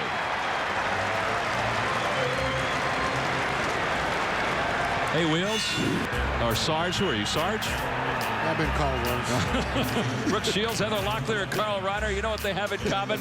Well, they've all been on 2.5 Men on MyPhl at 17. Catch the Phillies' favorite comedy weeknights at 6:30 and 7 on MyPhl 17. I think I've done that promo with Wheels during spring training, so my muscle memory has it that when I read it, he's next to me. That's okay. Here's Raul Ibanez with 1 away. Raul's 1 for 2. He singled and scored in the fourth. He flied to left. His first time up. See his numbers last year. Well, I mean, he really just gave the club a shot in the arm that first half of the season, continually hitting the balls hard. One of the reasons he was able to make the All-Star team because of that. People wonder about his spring with the troubles he had with his batting average and whether that was something the Phillies would have to get used to start the year. Look what he did the first half of the season, as Sarge talked about last season. And then the second half, when he was really battling that stomach problem, it turned out to be a sports hernia that he had to have operated on in the offseason. Chops that one towards second, 2 away. But I thought Raul brought up a good point, saying he was trying to be too perfect early on in spring, working on too many specific things. But then the other point too, Sarge, is that he didn't get a chance to work out this offseason the way he normally does. Right. So he might be behind a little bit. Well, I would think so. You know, not going through the same type of workouts that usually you would do, and due to an injury. But he'll catch up, and you'll always tell because the balls will be hit solid. Victorino hits it sharply towards shortstop. This is going to wind up being an easy inning for Jesse English. A fly ball out, 2 ground ball outs. 1, 2, 3 go the Phils here at the top of the fifth. Roy Halladay didn't get much of a break. He'll go back to work when we return. Today's Green Fact about Citizens Bank Park is brought to you by the Green Sense program at Citizens Bank. Hey, to offset the carbon footprint created by the team's utility power usage, the Phillies have purchased 20 million kilowatt hours of green power. It's equivalent to planting 100,000 trees. As Roy Halladay works quickly to begin the bottom of the fifth inning. I'll remind you that with Green Cents at Citizens Bank, you get paid 10 cents every time you pay without paper. Up to $120 per year. Visit citizensbank.com/greencents for details. He does work quickly. He warms up quickly, and he gets himself into the rhythm of an inning very fast. Yeah, all that helps the team out when you work fast because they're on their toes expecting the ball. Well, fielders don't like pitchers that just get off the mound and walk around the mound. You work fast, throw strikes. Usually you get pretty good results. Well, it's kind of odd to see this, but he just walked Ian Desmond on 4 pitches. So the Nationals have the leadoff batter aboard. Second walk issued by Halladay today. And you see Roy's record in games when he gets 5 or more runs of support. And with nobody out and a runner on first here in the 5th inning, he'll face pinch hitter Alberto Gonzalez, who beat out Eric Bruntlett for one of the final spots on the Nationals roster. Gonzalez had a good spring, hitting .347, a home run and 8 RBIs. But I think a lot of people were still surprised that he got the nod over Bruntlett. A lot of times, too, they'll go on what player is a little younger, and if they're getting the same type of production, more than not, they'll go with the player with the better defense. This could be 2. Utley to second for 1. Rollins has time, and it's a 4-6-3 double play. Second double play rolled by Roy Halladay. And that doesn't get tiresome to watch Chase Utley and Jimmy Rollins turn 2. Well, when you talk with Halladay, he talks about getting those ground ball outs. And he likes those hitters to swing at that first pitch. He says it makes his work a little bit easier. Now take a look at this as you look at this 4-6-3. Good movement on that pitch there as it sinks down. Gives a good toss to J. Rowe. He jumps up and gets over the sliding Desmond. Nigel Morgan just tried to bunt his way on, and he's down in the count. No balls and 1 strike. 5-1 Phillies. The Phillies scored 5 runs in the 4th inning. Towards shortstop. Easy hop for Jimmy Rollins. This is going to be an easy inning for Roy Halladay. It's an 8-pitch inning for Halladay, so that means over his last 3 innings, Roy Halladay has thrown 29 pitches. Not only that, but his team has given him a 4-run lead as we go to the 6th.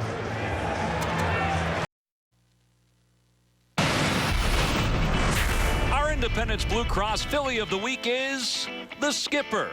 Since becoming the 51st manager in Phillies history on November 4th, 2004, Charlie Manuel has pushed all the right buttons. His everyday dealings with players has made him the type of manager everyone likes to play for. His mind for the game has led the organization to 3 straight division titles, back-to-back NL pennants, and a world championship. The Charlie Manuel era is gleaming with success, and it is brought to you by Independence Blue Cross. We're here for you every step of the way. Miguel Batista is the new pitcher for the Nationals as we begin the top of the 6th inning. Batista's numbers last year, 7-4 with a 4.04 earned run average. He's the long man for the Washington Nationals, a guy that can also start if they need to, and he'll face Carlos Ruiz as we begin the top of the 6th. Sarge, give me a little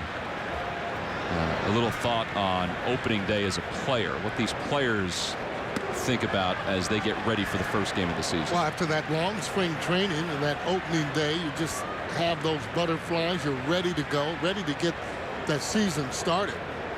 And you'll talk to a lot of players. They'll feel that spring training might be a week too long for them. But once it starts, you're ready to go. You end up getting a home run like Ryan did. I mean, it just elevates your whole game. Now, just the opposite. You go in and you don't play very well, or like Lannon, the pitcher for the National, he's going to have some negative thoughts in his head on whether or not, you know, I'm going to be able to win games again. And there's Ryan getting off to a good start. Just makes your work that much easier. And you don't have to worry about trying to catch up. Your team is winning. He gave his team a lift. And when Ryan Howard is hitting for the fighting fields, I mean, really, nobody else has to hit when he's going through his thing. But it becomes contagious. Really does. 3 balls and 2 strikes the count to Carlos Ruiz to begin the top of the 6th. Carlos is 0 for 1. Walked his first time up, flied out to right his last time up. Miguel Batista is the 3rd pitcher used by Washington. John Lannon started, as Sarge alluded to. He got roughed up. A 5-run 4th inning. He allowed 7 hits overall. And there's ball 4, and Ruiz is aboard to begin the 6th inning. I mentioned how, from a fan standpoint, opening day seems like a holiday.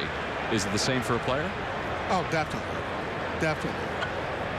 It just seems like there's such a build-up for it, and you have so much optimism for a brand new year. That's why you want to start off good and not go through where you just takes you a week or so to get a hit. Hey, Monday, May 3rd at 7:05, the Phillies will begin a 4-game series against the St. Louis Cardinals. Cardinals are going to be really the team to beat, it looks like, in the National League Central. 3 of the 4 games are night games. Thursday the 6th at 1:05 is a Citizens Bank Business Person Special. You can order your tickets now by logging on to Phillies.com. Don't forget the 3rd is a Hatfield Dollar Dog Night, as Roy Halladay is up there trying to sacrifice Ruiz over to second. And he bunts at and misses the first pitch. And speaking of the Cardinals, on the Toyota Major League scoreboard, they've jumped out to a 4-2 home run, a 4-2 lead over the Reds. Albert Pujols has hit his first home run. Colby Rasmus, who had 22 homers last year, hit his first. And it's 0-2 to Halladay. Halladay kind of punching at the ball a little bit. The Batista, one of those pitchers, throws hard. Ball has movement coming toward the inside part of the plate. Not an easy guy to try and lay down a sacrifice bunt. Well, it's gotten started already, Sarge. There's Victorino chatting with Charlie Emanuel.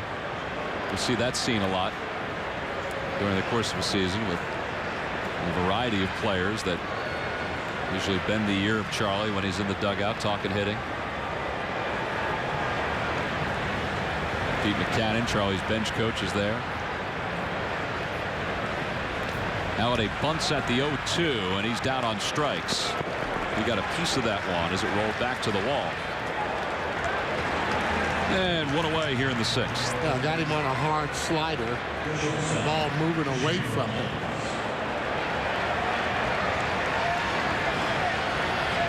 Just as well. Go on back, sit down, and get some rest. And look at the slider that he's getting ready to try and bunt. That happened to be a ball. He'll get better as the season goes on. Roy Halladay, good athlete. Here's Jimmy Rollins. Been on base twice today, and he hits that one in the air to right field. It's pretty deep. Willie Harris going back, and he can't get it as he dives and just misses it. Ruiz is around third, heading for home. Jimmy Rollins heading to third, and he's there standing. An RBI triple. It's 6-1 Phillies. Boy, oh boy. That ball just hit a ton as Harris going back, trying to dive and catch the ball. Ruiz off to the races. Boy, and as that second hitter, you're seeing go for 3. Ball just hit solid. Take a look at this. As he drives that ball, short and quick to the ball. There goes Harris with the dive there. And after that happens, you see Ruiz off to the races. J-Ro, as he hits second base, never stopping if he gets there without a slide. Good hitting. 5 triples last year for Jimmy. First of the year here in 2010. Well, he's had himself a good day. He's been on base 3 times. A single, a walk, a triple. The Phillies have a 5-run lead with the infield in for Washington. And the count 1-0 to Polanco.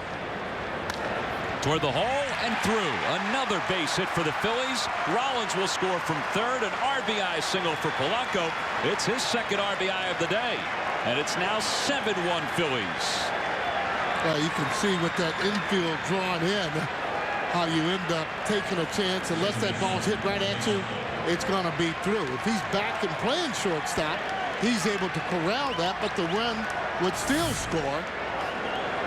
Now you can see exactly right there now where the infielders are. They're all up. Now watch when that ball is hit. Now if he's back, now see there? That ball is right through that right side. No chance at all for him to catch the ball. Bullpen action for the Nationals. Jason Bergman, the right-hander, is up and loosening. Here's Chase Utley with a runner at first. 1 man down. 2 runs have scored in the inning. And the pitch is low and in. 1 ball and no strikes. Chase 1 for 2. He has singled. He's walked and scored a run. 9 hits in the game for the Phillies. Yeah, you like to put them right in their place the first game and just let them know that nothing's going to change. But these are the games, though, if you want to win a championship or get to the playoffs, you got to win these games. Early games will make it easier for you when you get the dog days in July and so on. Plus, everybody has enthusiasm the first week of the season.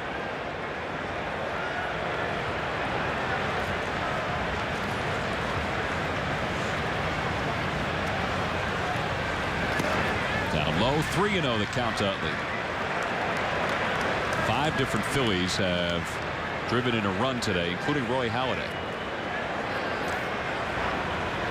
Ryan Howard has 2 RBIs. Placido Polanco has 2 RBIs. Here's Ryan.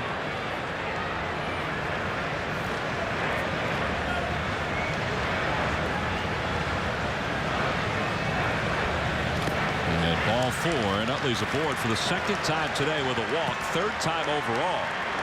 And there are runners on first and second with 1 man down. And Sarge, you talk about, getting teams early in the season. Well, the Phillies play a lot of games against the National League East the first month of the year, and that's what they did against the East last year, and in 2008 and 2007. That's extremely important. Oh, it is. Putting everybody in your division back in their place, whether or not it's the Florida Marlins or Atlanta Braves, and the more you win in your division, the wider for me that you can end up having more games in advance. Because when you're playing head-to-head, that's when you can end up really getting close to teams. Now, when you're beating them, that means they're that further away. You don't have to worry about any of the other teams beating that particular team. Well, and it also is important early in the year when you're battling injuries like the Phillies are with Joe Blanton, who is on the disabled list to start the year. Brad Lidge was on the disabled list to begin the year. J.C. Romero, too. In fact, Brad Lidge threw a bullpen yesterday. He's got a couple more bullpens before he gets back into throwing some games. But games against the Nationals, games within your division, it's very important. Well, it takes pressure off of the club there where you just don't have to win all the time. 2 out of 3 is the key, or winning the series. 3 out of 4, 2 out of 3. And you like to go on and put them away once you've won 2 games, especially having any of your guys there on the mound, your number 2 or number 3 starters. 3 infielders at the right side of the diamond for Howard. And he hits one in the air down the left field line, slicing away from Willingham and into the seats.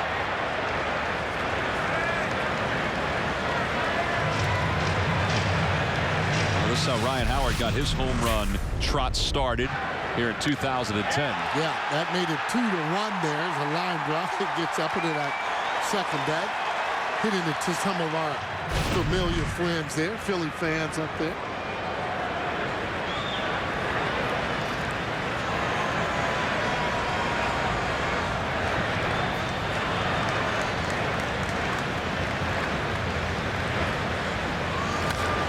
Little slow roller. This is going to be a tough play for Dunn to get anybody but Ryan Howard. The runners move up 2 away here in the 6th inning. Good for Ryan, hustling up that first base line. He nearly beat that out. One of the things these guys do for Charlie is they make sure that they hustle all the time. And if you don't, he'll get you out of there. Now you can see how Dunn coming over, and look at that. I got him by a couple steps. Adam Dunn making that transition full time to first base. Adam looking to try and get an extension, he says. Doesn't want to have to wait around. And he can learn how to field over there at first base and hitting the home runs that he does. I mean, that's a power position. He doesn't play a good outfield because he's not fast enough.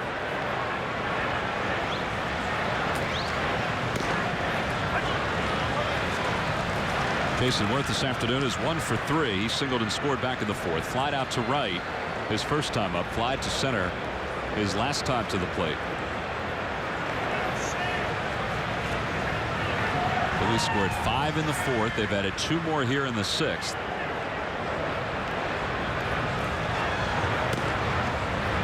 And it's 2 balls and 1 strike to count to Jason.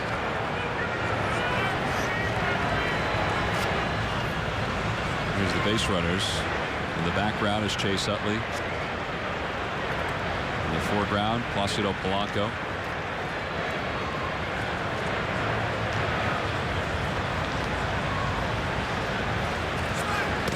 Lays off, and it's 3-1. Ivan Rodriguez wants an appeal, but no appeal from Jerry Lane, the home plate umpire. A little bit too much movement for Jason Worth. Then you want to have good balance. You want to have good balance even when you take a pitch. The better the balance, and when you're swinging, the more chance you have to get a hit or to do damage with the ball.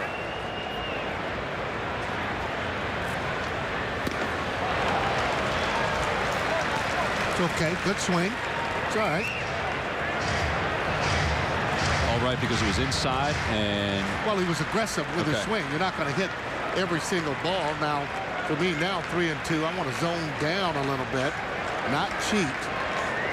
Batista's been throwing some high fastballs. You just like to get it down some. It's that one towards shortstop. Desmond stays down on it. And the inning is over. The Phillies, though, do get 2 runs in the inning. 2 more runs in the inning on 2 hits. The big blow, an RBI triple by J-Roll, Jimmy Rollins. That helped the Phils score the 2 in the inning.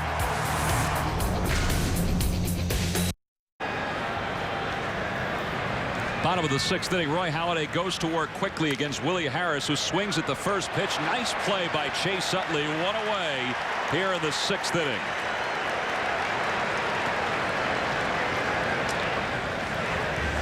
Phillies baseball is brought to you by AT&T, a better 3G experience.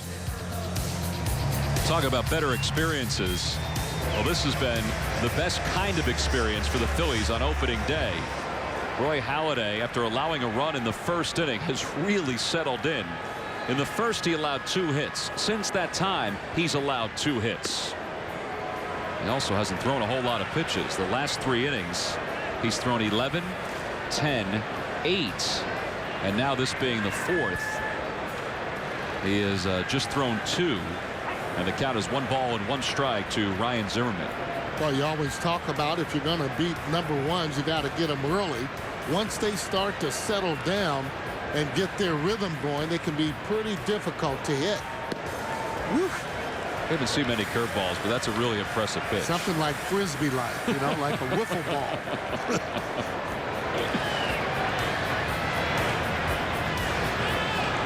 The man has won 148 games during his career, 17 last year. Off the end of the bat for Zimmerman, a flare toward right center. Boy, that carried well, and Worth is there to track it down for the 2nd out. Well, it's time now for our Coors Light Freeze Cam, and take a look at Roy Halladay in action. Man is a workhorse. We've seen today him keep hitters like Adam Dunn off balance, and the expression, Wheels was saying today that he thought Roy Halladay's expression, Sarge, was Steve Carlton-like on game day. Well, you can't say anything to either one of them during the game day, but you know, he's this guy here. He keeps a book on a lot of different hitters on how to get them out, whether or not he's successful or not. Carlos Delgado used to have a book that he would keep on every single pitcher, on the hits, who was catching. And I think when you get to that detail, it just makes you that much mentally stronger when you go out to do your craft. Out in front is Dunn. Another easy inning for Roy Halladay as Ryan Howard takes it to the bag himself. Another 8-pitch inning for Halladay. Back-to-back 8-pitch innings. 1, 2, 3 go the Nationals. The Phillies on top 7-1.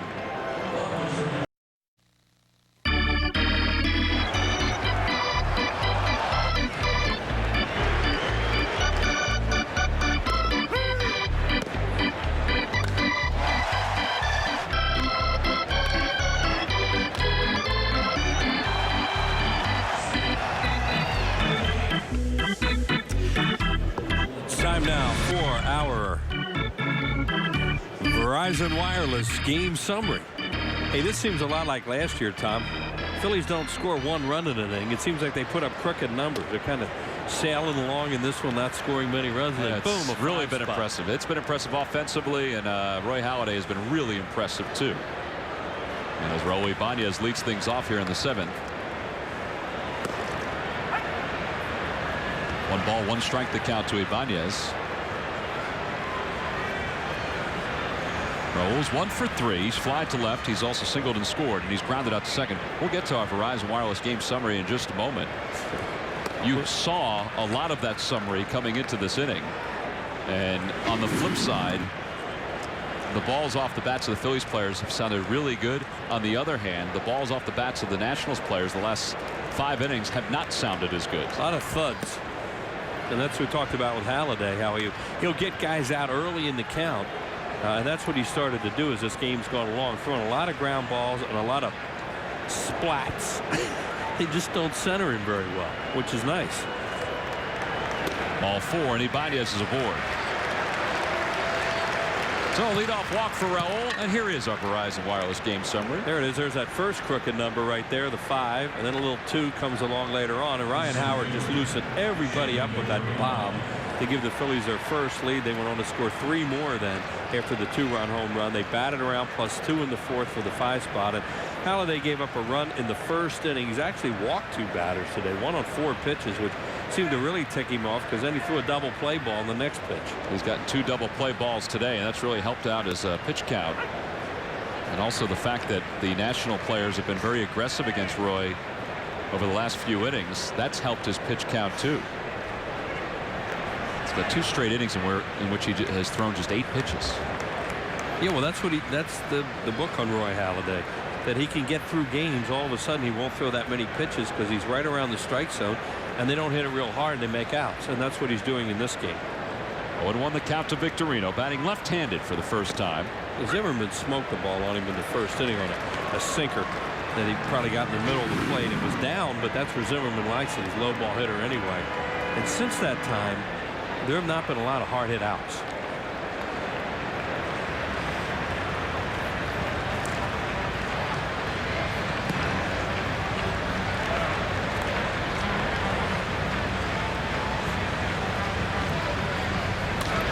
Little flare by Victorino. Zimmerman on the run, and he makes it a nice play for out number 1. So 1 away here in the top of the 7th. Gold Glover from a year ago. A lot of folks were wondering if Ryan Zimmerman would get that Gold Glove, and this is one of the reasons why. He is good. Yeah, that was routine. Yeah, you know, he is their franchise. There's no doubt about it. Now, of course, Strasburg's coming along, and they hope that he will be the pitching face of their franchise eventually. But Ryan Zimmerman is the guy. When you think about Washington, you think about that guy as their number 1 player. There's Carlos Ruiz. He's walked twice and scored a run.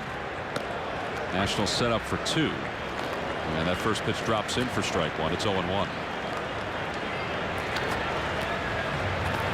Opening day here in Washington, D.C. Major League Baseball season began last night at Fenway. The Red Sox came from behind to defeat the Yankees. On the hands, and Ruiz is going to get a base hit. Ibanez read it nicely. He'll stop at second. And the Phillies have runners on 1st and 2nd with 1 away, and Roy Halladay will get a chance to bat once again. Hey, the Florida Marlins will be in town on Friday, April 16th at 7:05 to start a 3-game series against the Phillies. Irish Heritage celebration prior to the start of the ball game on Friday the 16th. Then Saturday the 17th, Turkey Hill Kids opening night. A Ryan Howard baseball and collectible tin for fans 14 and under. Sunday is the Fanatics birthday, brought to you by Citizens Bank. A Fanatics Star t-shirt for fans 14 and under. You can get your tickets now, and there are limited seats available for that weekend series. But you can get your seats now by logging on to Phillies.com. Halladay's going to get his 3rd. Oh, he's not going to bunt. I was going to say he's going to get his 3rd shot at it. But, you know, they're charging. Adam Dunn was like, whoa, wait a minute. Zimmerman kind of flinched, too, because they figured he was going to bunt, and then he took a full hack. You never know with Charlie. Sometimes he rolls the dice, sees the alignment, and says, all right, let's see if we can give him a swing. Well, he's had an adventure with the bat today. I bet he had that little dribbler that turned into a hit and an RBI. All these Phillies fans in here are going, hey, hey, hey, keep that thing away from him. Don't be buzzing his towel. Like he might be thinking the same thing. But Halladay's had 3 chances to bunt today, or 2 chances to bunt today. And he bunted into a fielder's choice, and also he struck out. Swing it again. He's got that play down pat. Well, he's got the swinging bunt down. He doesn't necessarily have the sack down yet. Picked up only his second career RBI. Fourth career hit. Yep. Hasn't scored a run since 2003.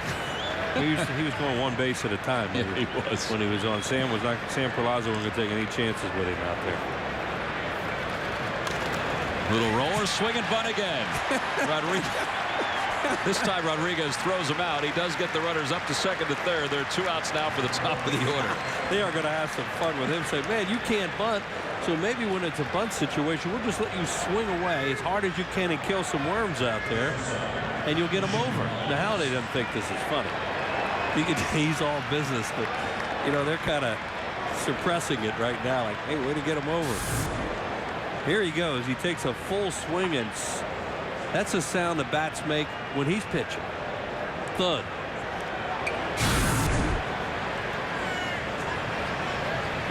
Well, Charlie might have something to say to Roy sometime in the next day or so. Jimmy Rollins is the batter. Yeah, you know, it's one of those things where he's on a recon with a new player. He's got it figured out now. When it's a bunt situation, just swing.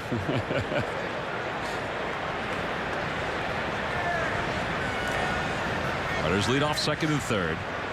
Jimmy's had a good day. He's 2 for 3, an RBI triple, a run scored. Jimmy swung the bat, as you said, Tom, really well in spring training. And you know, he got that look about him that he wants to have another one of those Jimmy Rollins type years, and that's just great with everybody. Well, he scored 139 runs in 2007. That's the most runs he's ever scored. He wants to score 150 this year, and he's ahead 3 balls and no strikes.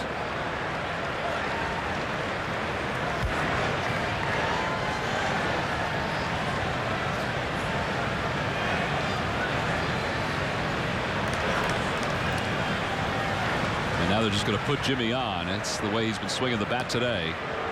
It doesn't get much easier because Placido Polanco, the guy that's due up, has 2 RBIs already this afternoon. Yeah, Polanco's been well, he's going to make a pitching change right now. Jim Riggleman is. Well, 4 walks for Miguel Batista in less than 2 innings of work. Jim Riggleman is going to dip into his bullpen one more time. This time here at the top of the 7th inning, the Phillies have the bases loaded with 2 away, and veteran Jason Bergman will be the new pitcher for the Nationals.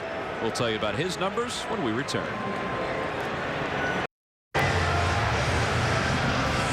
Well, people have talked all spring long that this is the greatest era of Phillies baseball. The reasons are the postseason appearances the last few years, but also look at all those individual accolades for the Phillies opening day 9. I mean, that is really impressive if you go player to player. Well, that's one of the things that they talk about around Major League Baseball is the starting lineup that this team runs out there. And they think they've improved their bench, too, so they'll be able to sit some guys a little bit more this year. But this guy coming to home plate right now, Placido Polanco, what an addition to this offense. He's so different from a lot of these other players because he's such a contact hitter. Well, bases are loaded with 2 away. Jason Bergman, the new pitcher for the Nationals. He's the 4th pitcher used by Jim Riggleman. Bergman out of Rutgers University, 2-4 last year with a 4.50 earned run average. He's a former starting pitcher who's now settled in to a role as a relief pitcher. And Polanco sends one in the air toward left. It's pretty deep. Willingham going back to the warning track, to the wall. Gone! Grand slam, Placido Polanco. Well, we said he has some pop, and he turned on that one, and he has blown the ball game wide open. How about that?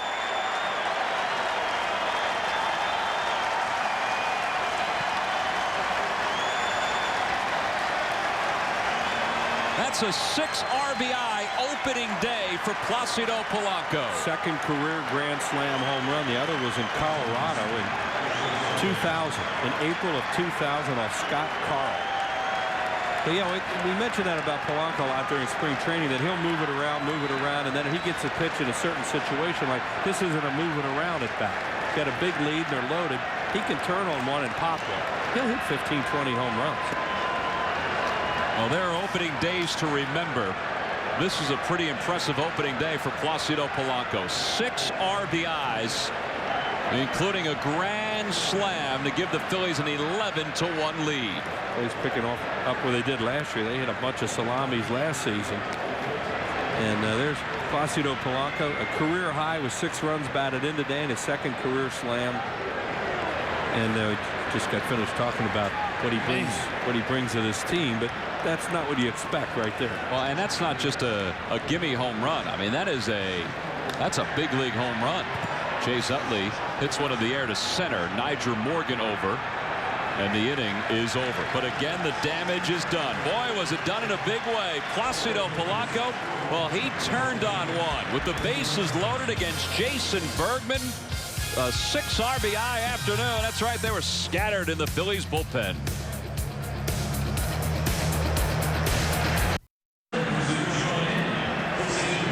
That's right. Welcome to the 7th inning stretch and also to the Dodge Stump the Fans Trivia Quiz answer. Here you go, Wheels, your first one of the season. Who was the first president of the United States to throw the first pitch on opening day outside of Washington, D.C.? Well, obviously, I got to start begging right out of the chute, and you love that. I was 5 when it happened, just so you know. Oh, that's good. You were 5? Yeah. So that's 35 years ago. Yeah. So that's what, 70? Well, it was 36 years ago.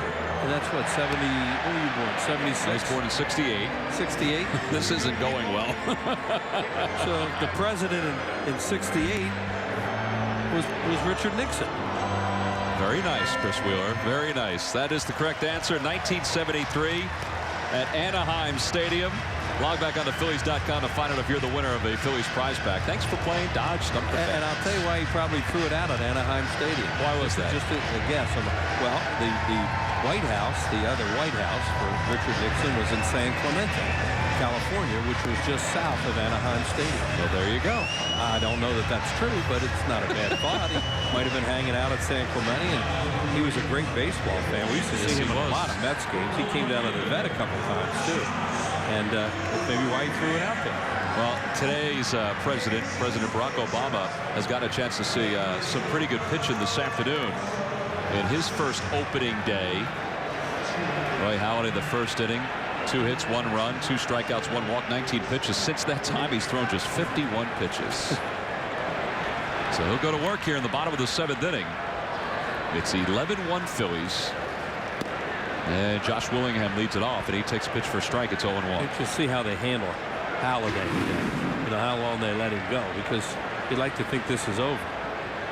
In how many innings they want him to go, how many pitches, and he'll fight them probably. Yeah, he likes to stay out there. Yeah, he's at 72 pitches right now. And Rich Doobie, who is charting Roy Halladay's pitch count.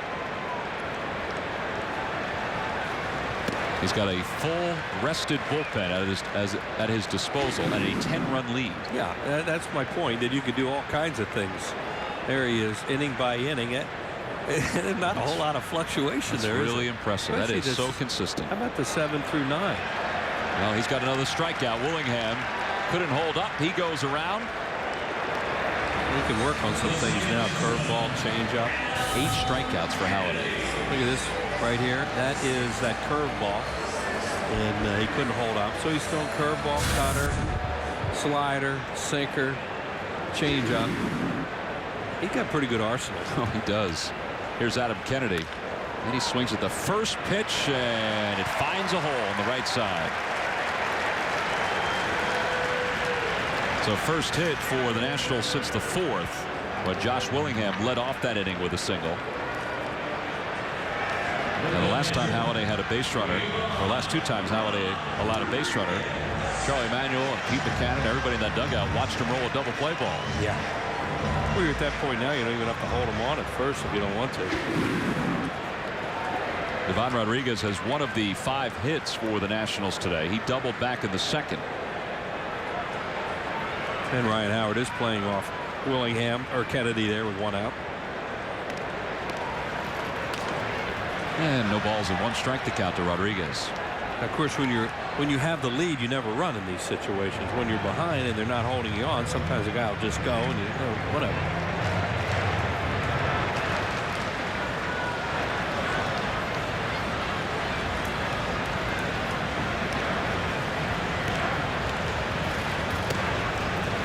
1 ball and 1 strike the count to Ivan Rodriguez. The crowd mics down. You can hear Ryan Howard just slapping the glove down there at first base, just to let Kennedy know that he's there. That they're not going to hold him on, but we might throw over. You never know if you fall asleep.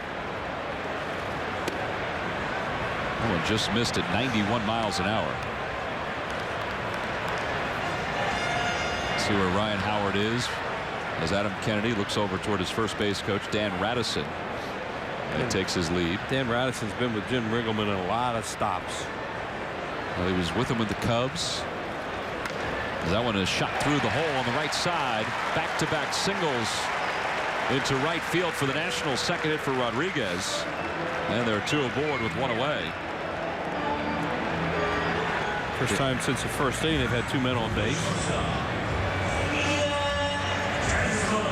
There hasn't been a whole lot of movement in that Phillies bullpen, with the exception of the shuffling when Placido Polanco's grand slam landed on the grass out there. And they're just enjoying the day. Bright sunshiny afternoon. Temperatures near 80 degrees. And Ian Desmond is the batter, the number 8 hitter for the Nationals, and he pops the first pitch foul. Christian Guzman, Christian Guzman has moved out into the on-deck circle. Bat for Bergman. Yeah, there are some days on opening day where you go through your entire pitching staff, and that's what the Nationals are pretty much doing today. Well, they got a lot of pitchers. They have an 8-man bullpen right now because they're just carrying an extra guy until they activate Livan Hernandez. He's going to be one of their starters. April 11th is the first day that Jim Riggleman will need Livan Hernandez, so they're probably going to keep him down in extended spring until that time. One of the guys in their bullpen's Tyler Walker. He did a good job with the Phillies last year. Saw him in the hotel lobby this morning. It's funny. You're reading the paper, and all of a sudden, this big guy's looming over, looking down. I looked up. Oh yeah, that's right. You're here. He was one of the really good guys in the clubhouse and did a nice job for the Phillies. He did a really nice job, particularly in the middle of the year. Yep. When Clay Condrey went down with his oblique injury. So we may see Tyler in this series at some point. He was warming up earlier in the game. And they have Sean Burnett up, their other left-hander. 0-2 the count to Desmond. Ooh.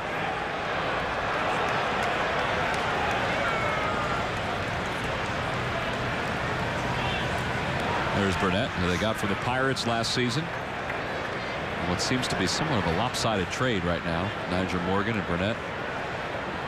Lastings Millage and Hanrahan, and there is the 9th strikeout of the afternoon for Roy Halladay. Desmond couldn't hold up, much like Willingham couldn't hold up earlier in this inning. That looked like a slider too, not the cutter, but more of a breaking ball from Roy Halladay. It's just, I can't imagine as a hitter what's like to face this guy, because you just have no clue. Yeah, that's a slider, and he just can't hold up on it. Young player like that with 2 strikes, good chance he'll chase. So here's Christian Guzman in the final year of his contract. He had a good season last year for the Nationals, but again, they're trying to get younger, and that's why Desmond won the starting shortstop's job. Guzman did not have a bad spring. He hit .294, and there was some thought that they would move him to second base. But Adam Kennedy had a pretty good spring. And that's over for strike 1. Roy Halladay's strikeout high 14 against the Angels in 09. There's Ian Desmond, who is the 9th strikeout victim this afternoon. Carlos Ruiz and Halladay appear really comfortable with each other. They work together in spring training, but this is the first time when it really counts, and it doesn't look like he's shaking him off much today. Cutter. He's throwing every pitch he has now. That's that cutter. He throws it on the back foot of the left-handed hitter. We had hitters talk about that, how hard it is for a left-handed hitter to. Well, first of all, you can't hit it fair, and evidently it's tough to stay off. 1 ball, 2 strikes, the count to Guzman. 2 outs here in the bottom of the 7th inning. 2 runners aboard. In the dirt. Threw some changeups his last time out. Threw a changeup there, and evidently Halladay says he's been working on that a little bit and feels fairly confident. He's never been a guy that threw a lot of changeups. Didn't have a trick pitch, a split, anything like that, or even a real use a straight change all that much. That one hit sharply, but right at Ryan Howard. He's got it. Halladay is there to cover. 3-1 on the putout. Halladay strands 2 here in the bottom of the 7th inning. So the newest Philly has gone 7 innings this afternoon. He has a 10-run lead as we go to the 8th.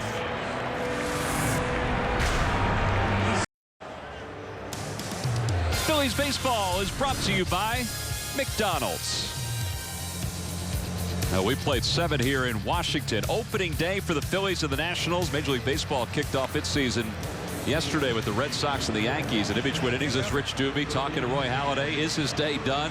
Well, that's probably what Rich Doobie's talking to him about right now. And, you know, he pitched a heck of a 7 innings, and he got a couple of handshakes. So that may be it for Roy Halladay. It is. The Phillies have the bullpen. That's what my point. You know, that they were going to have to approach him at some point and just see where to go. And, you know, what does he need 2 more innings for today with 11-1 game? As you go over the course of the year, there are going to be nights where you say, well, we'd like you to get that 8th or 9th inning in. And you'll see him smile a whole lot while the game's going on. But now that he's out of it, now he'll smile. Now he turns into the guy you see in the clubhouse. Right. And now they'll probably talk to him about the swinging bunts and all that other stuff that he did today. Have some fun with him now.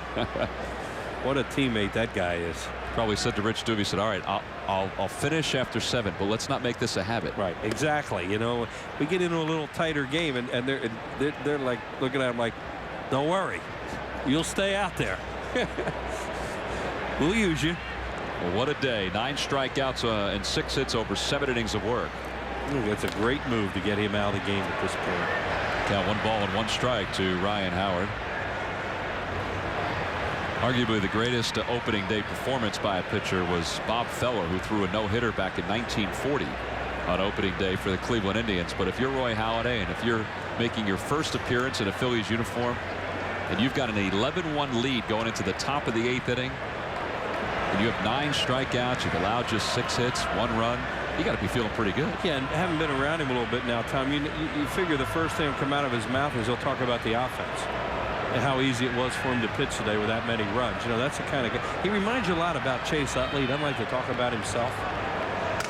Oh, Howard breaks his bat. The top of the bat nearly went farther than the baseball. Guzman can't get the throw there in time, and Howard hustling again beats it out. But Guzman was out there. He saw the ball coming, and he saw the barrel of the bat, and he was kind of snaking the same way the ball and the bat were, trying to take a good angle on that thing. And what happened was it took him a long time to get there, and Ryan Howard really busted it. Here it is, a good pitch.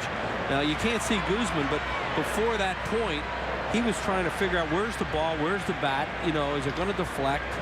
So he laid back. Here he goes. See, you don't see him now. Now, here he comes. Now he finally comes up and barehands it, and Ryan Howard will fool you once in a while. Well, he can get down the line. Well, think about the 6th inning when he grounded one to first, and he nearly beat Adam Dunn to the first base bag. Jason Worth's 1 for 4. And he takes one at the knees for a strike. 0-1. Ryan Howard will be proud of that. A 400-foot home run and a dribble. Yeah. Facing Sean Burnett, who last year was 2-3 with a 3.12 earned run average.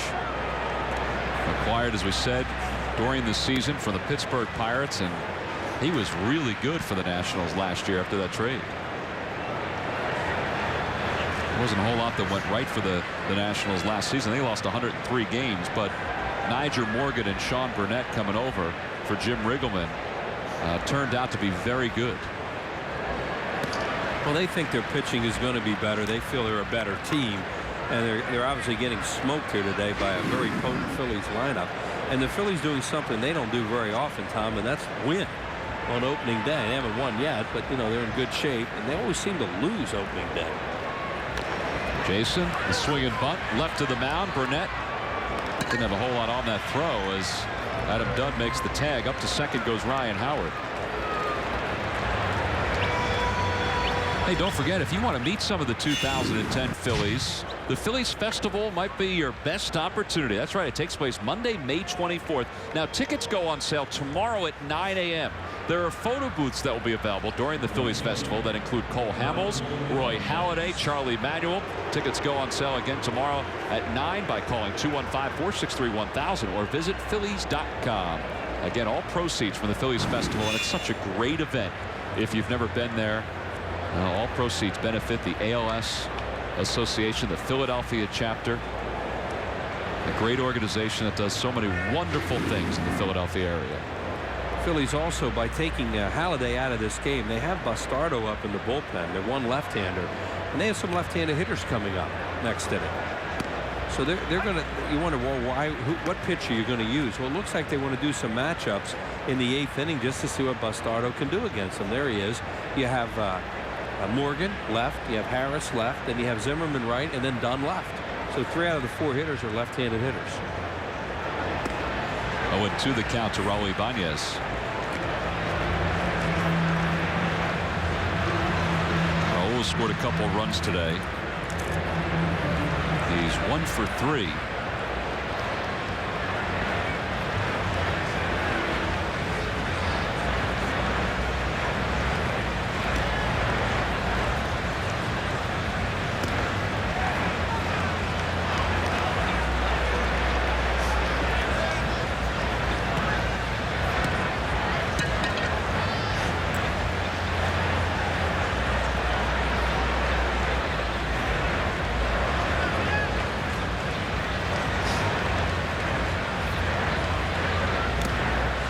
Ibanez is down on strikes. Rodriguez holds on to that one. 2 away here in the 8th inning. So Burnett gets the strikeout. And it means he'll face Shane Victorino, who is hitting from the right side. There's so many memories that are rekindled every single year for the players, for the fans when opening day rolls around. For so many years, it was the Cincinnati Reds that were the team that began a baseball season. In fact, from 1876 until 1989, the Reds would host the first game of every season. Yep. So call that the traditional baseball opener. It was always in Cincinnati. Fans here in Washington, when the Senators were playing here, and even the old-time Nationals, they would have to wait until the Reds had their first game. I mean, sometimes the Reds would face teams from different parts of Major League Baseball's map. But it was in 1990 that the Reds finally opened on the road against the Houston Astros. I remember being out there for an opener one time. Phillies had one. They probably lost.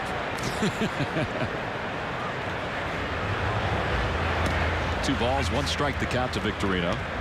It was 1 for 4 today. A run scored, an RBI single. Howard's on second.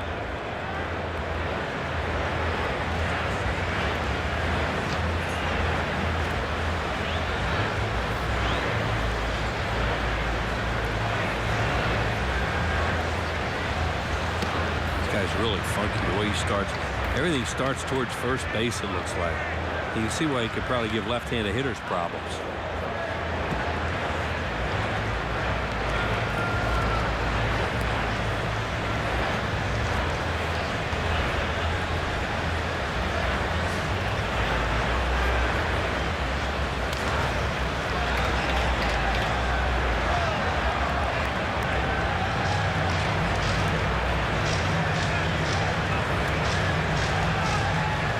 Look at him, and this happens a lot. You say, couldn't the Pirates have used him? Yeah. Couldn't they have used Nyjer Morgan as a compliment to Andrew McCutchen instead of Lastings Millage? Sometimes teams roll the dice and give a change of scenery for some veterans, and guys who maybe haven't reached their potential, and they're hoping that maybe a change of scenery helps. It certainly has helped Burnett. Shane Victorino goes down looking to finish off this 8th inning. He thought it was ball 4. Back-to-back strikeouts for Burnett here in the 8th. The Phillies strand one in scoring position. They lead it 11-1.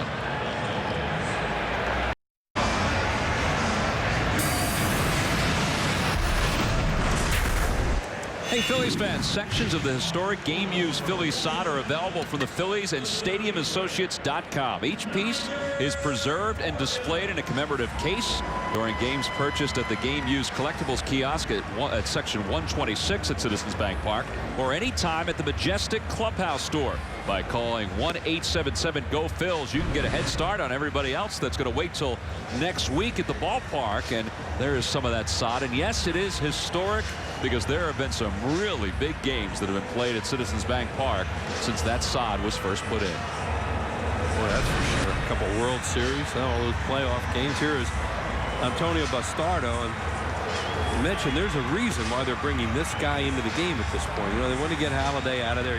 He did his job, 2-7. You have a big lead, but you also have a chance to let him face some left-handed hitters when it doesn't mean anything. And you hope he would bear down out there and get them out so that when it means something, they'll be confident with it.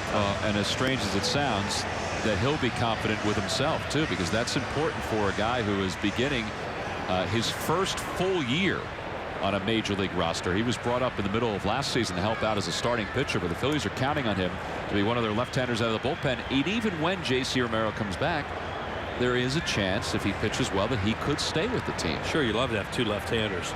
And he can put hitters away if he can get ahead. The whole key to him, as most pitchers, is to get ahead in the count. But he has a slider that he can strike hitters out if he'll get ahead with his fastball like that. There is a good fastball at 92 to Nyjer Morgan as we begin the bottom of the 8th with the Phillies leading at 11-1. Nyjer Morgan 1 for 3. His energy level's kind of gone down since that first inning, but he does slice one toward the gap in left center field. Victorino on the run. He's not going to get there. Over his head, and Morgan's going to pull into second for his second hit of the day. And that was a breaking ball. He got ahead with a fastball and then threw that breaking ball out over the plate. It's hard to tell whether that was a good piece of hitting or whether it was up a little bit. I don't know. We'll take a look at it. Well, that wasn't a bad pitch. Yeah, that was a pretty good pitch. You give a guy a little bit of credit there. You know, he went out and he stayed in pretty well, kept his shoulder in, and hit that ball hard the other way. So another left-hander for Bastardo. Here is Willie Harris. Harris this afternoon is 0 for 3, as you see there. He's grounded to second. He's flied to left, and he struck out his first time up. Roy Halladay struck out 9 over 7 innings in his first game in a Phillies uniform. He was outstanding. He gave up that run in the first inning. Just kind of shrugged that off. Nothing after that. And then his offense just lit it up for him. And he was part of it, too. He was. Yeah, Danny's Baez up in the bullpen right now, right-hander. Yeah, he was part of it. 88 pitches today for Roy Halladay. Of those 88, 59 were strikes. There is Baez. Everybody knows Halladay's going to be fine. What they want to do is find out a little bit about the bullpen as soon as you can. Want to know the count to Harris. And that just missed. A 94-mile-an-hour fastball. Bastardo's spring got better as it went on. His numbers during the spring, an ERA of 5.06, but he did pitch better as the spring went on. He was more confident with his slider, and Rich Doobie and Charlie Manuel put him in spots where he could throw that slider against lefties. Jason Worth had a little trouble with the sun, but he still was able to make that catch. And over to third goes Morgan. And here is the day that was Roy Halladay. I mentioned he gave up a run in the first inning when Ryan Zimmerman smoked one off the wall, but then he really settled down. Threw a little cutter there to Adam Dunn on a 3-2 count. Sliders, cutters. There's another cut fastball or slider. Good breaking ball there. Sinker, and that's what he does. He'll throw that sinker. It ran in on a right-handed hitter and gets a double play on that. And a smile there when he is out of the game. You don't see many of those during the game. So he goes 7 innings in his debut in a Phillies uniform. Gives way to the bullpen with a 10-run lead. Here's Ryan Zimmerman, 1 for 3. Doubled home run in his first at-bat. And he was late on that pitch. It's 0-1.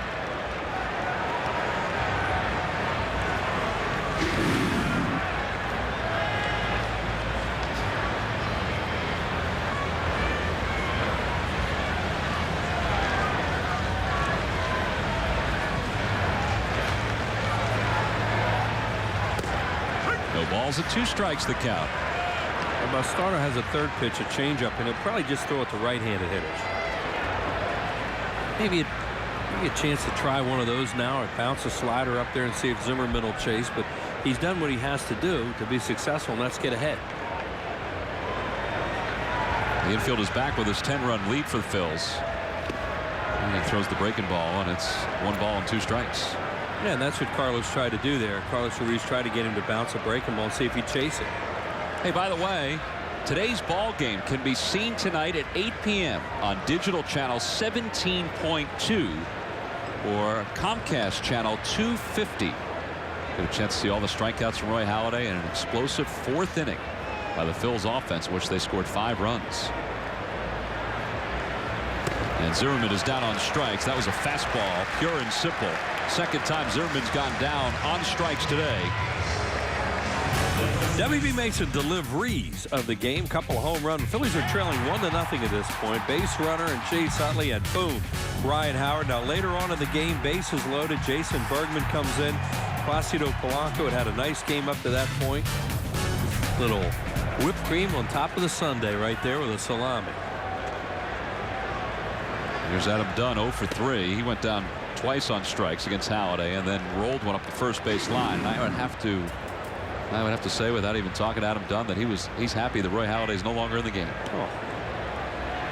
So we use that as one of the keys of the game, is how happy the American League is to start play today, and he's over in this league.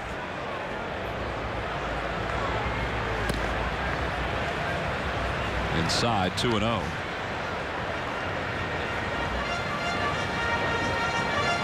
People speculated that if there was a weakness for the Phils as this season got underway, that it was and is the bullpen, partly because of the injuries to Brad Lidge and J.C. Romero,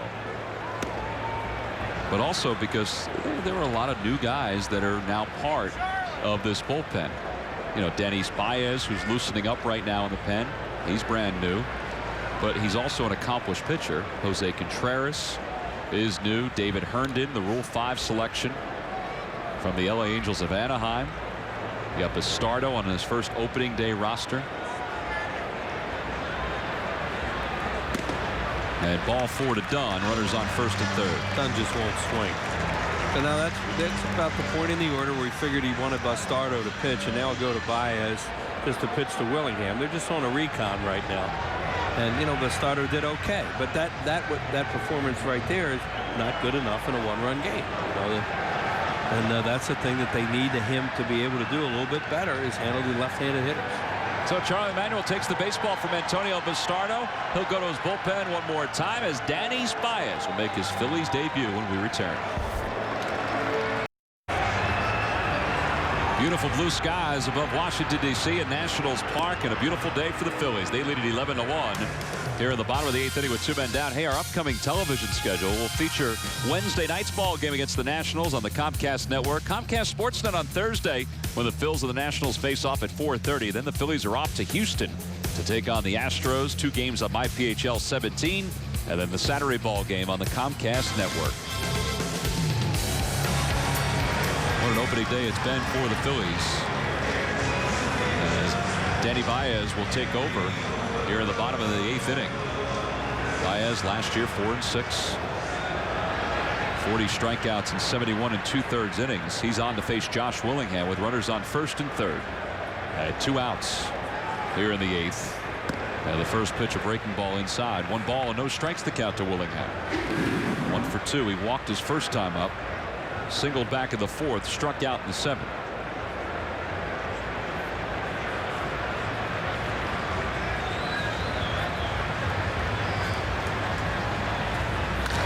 Towards shortstop, Jimmy Rollins, a stride or 2 to his right, and a short toss to second.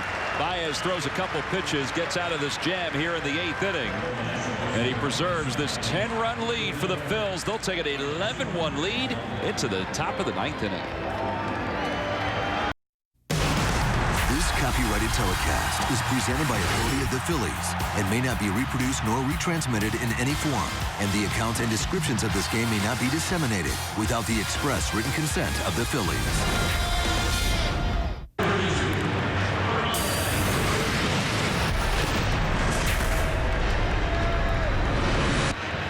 Well, some changes for the Washington Nationals as we go to the top of the 9th inning. Willie Taveras, the veteran, is now in center field. Nigel Morgan's day is done. Adam Dunn's day is done as well. Mike Morse is the new first baseman for Washington. And the new pitcher is former Yankee relief pitcher Brian Bruni. 5-0 a season ago with a 3.92 ERA. Bruni's dropped some pounds since last year. He's a hard thrower. Who will take over for Sean Burnett. And will face the bottom of the Phillies order. It'll be Carlos Ruiz, then a pinch hitter. before the top of the order. And you see the line score for the Phillies. They trailed it 1-0 going into the fourth, and then sent 11 men to the plate in that fourth, scored 5 runs. The fourth spot was thanks to Placido Polanco's grand slam. So they lead it 11-1 as we go to the 9th inning. Carlos Ruiz has had a nice day. He's 1 for 2 with a couple runs scored. He's walked twice. And he takes a pitch for a strike.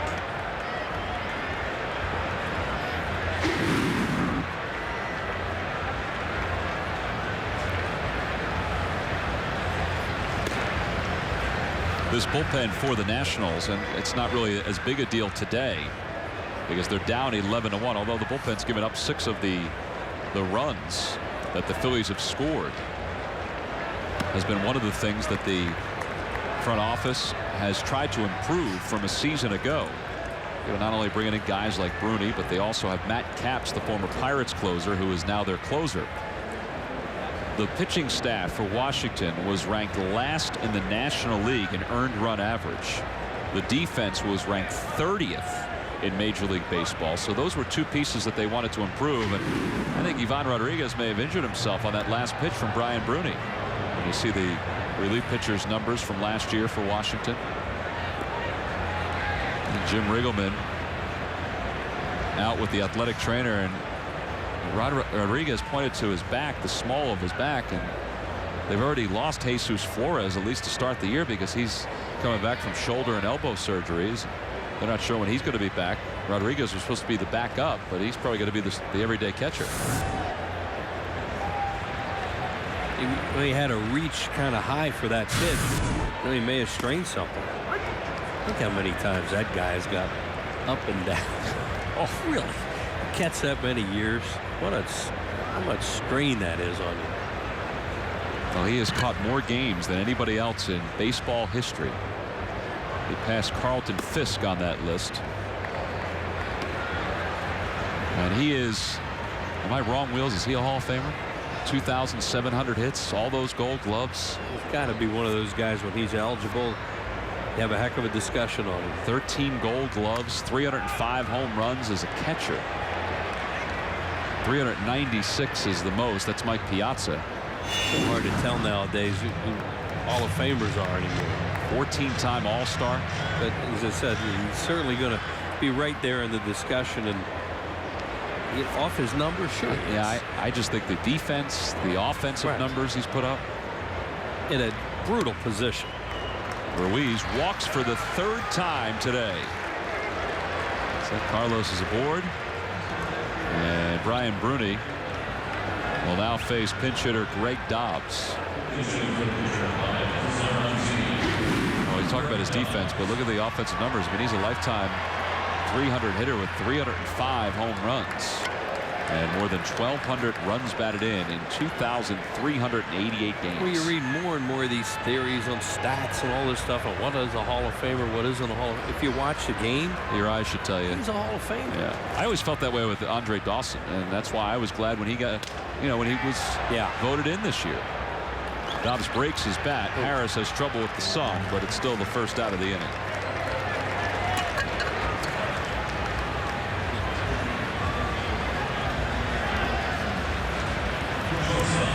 Back to the top of the order. Ruiz back to first. I'm really glad we don't have to do that. Vote for the Hall of Fame? Because I think it's hard because I think a lot of it's up to the opinion of the voter. Right, and then and then you names out there you didn't vote for this, and someone, well, how could you not do that? How could you not do this? It's objective in a lot of ways. Subjective in a lot of ways. But when you bring up Rodriguez, the more you think about it, sure he is. Yeah, I think he is, and because of the position too, and all the Gold Gloves and the All-Star honors that he received, even the postseason. And I'm sure there are people that really make a science out of what should be, who they think a Hall of Famer should be or not, would disagree. And that's all part of the great debate. Exactly. It's all opinions.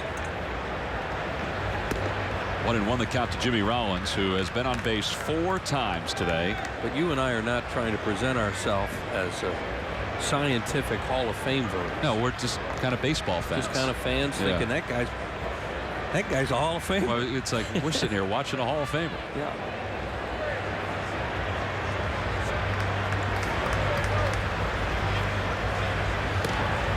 You're waiting for the letter, aren't you? All the reasons why he's not a Hall of Famer. Right? That's okay. Yeah. It's all part of the debate. I don't know. Since you brought it up, yeah.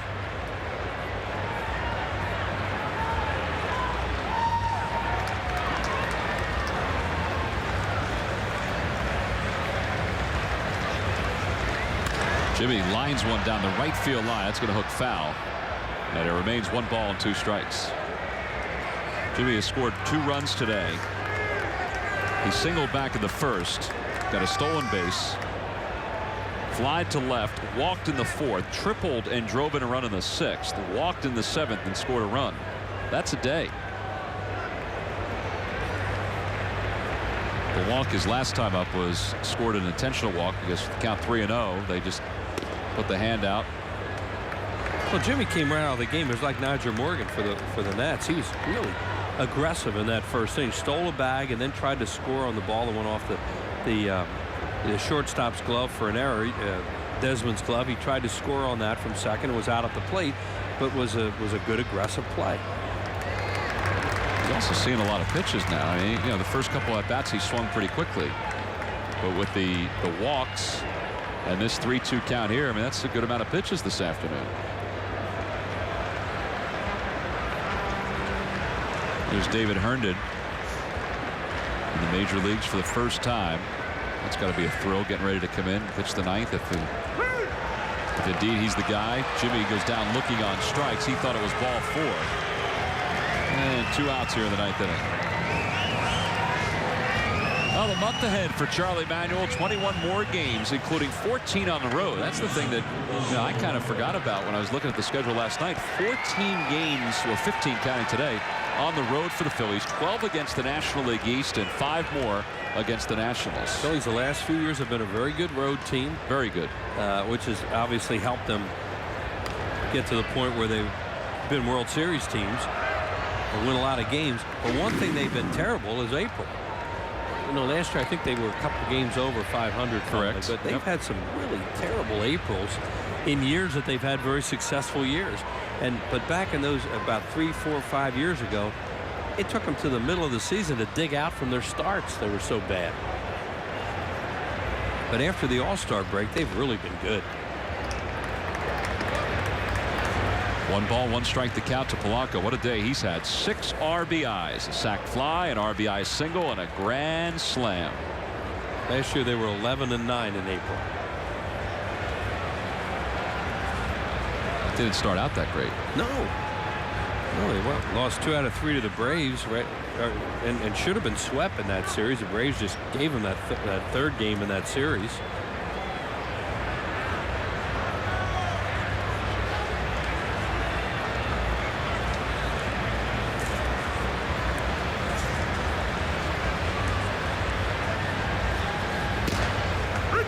One and 2 the count to Polanco. Polanco's 6 RBIs in this ball game is a career high. He had 5 back in 2005 against the Yankees in July of 2005.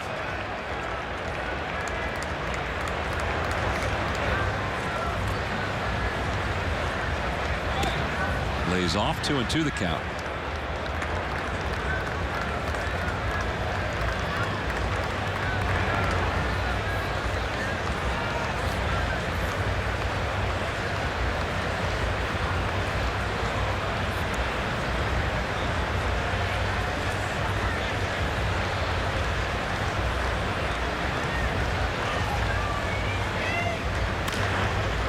Past Sam Perlazo at 3rd.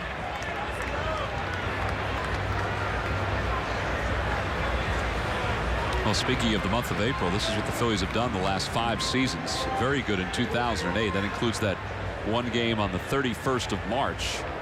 But then in 05, 06, and 07, 10, 10, and 11 wins, and plus 522 of 25 months after April in the last 5 seasons. Yeah, they just get off to some bad starts in April and even in May in some seasons, and then just turned it all around and played very good baseball, either 500 or way above 500 as the season went along. And that was something Charlie tried to emphasize the last couple of years. Come on, let's get off to a better start. Now this year, a lot of road games, as you mentioned, Tom, and you know, Sometimes it can be tougher to win your road games where the guy's getting that last at bat.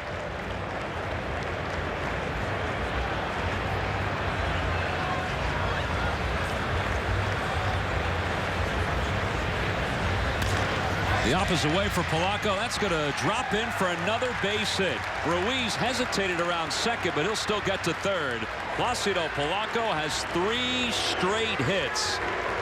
It's turned out to be a heck of an opening day for not only Roy Halladay in a Phillies uniform for the first time, but Placido Polanco in a Phillies uniform for the second time. 3 straight hits and a sacrifice fly mixed in there for 6 runs batted in. Good piece of hitting on a tough 2-strike slider down and away. You know, most guys swing and miss at that or try to pull it and turn it over into a weak out. He just goes out and drops a head on it. Boom, base hit. Good hitter. Chase Utley also has been on base 3 times this afternoon. A couple walks, a base hit, flied out to center twice, takes one off the inside corner. 1-0 the count to Chase. Yeah, it's a nice day today. It's a lot of positives for first game of the season.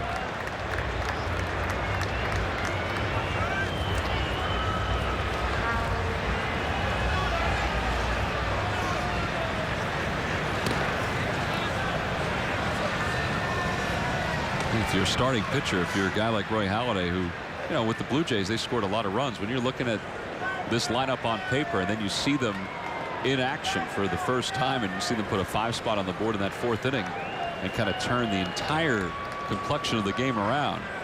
You'll be licking your chops. We were kidding around about that, but you look up on the board and they don't have a 1 up there, do they? 5, 2, and 4 in the innings the Phillies have scored. That's what they do a lot. On the Toyota Major League scoreboard, they've gone to the top of the 8th inning in New York. The Mets hanging on to a 7-1 lead over the Marlins. Johan Santana allowed just 1 earned run over 6 innings of work for the Mets. There's no question that Santana's good. Questions for the Mets is everybody after Santana. Yeah. And the Phillies are looking at the same situation too. They have to look at after Roy Halladay, what are their guys going to do? And the Phillies have laid out their rotation for this week.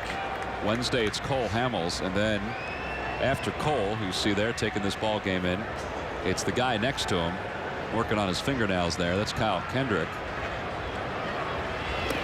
And that pitch is down low. Utley's aboard. The bases are loaded. And that'll bring Ryan Howard to the plate with the bases loaded.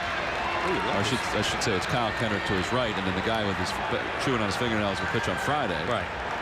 This is, you know, I know you point the game. You say, let's get it over with. I kind of like the at-bats that they're having right now. Great at-bats.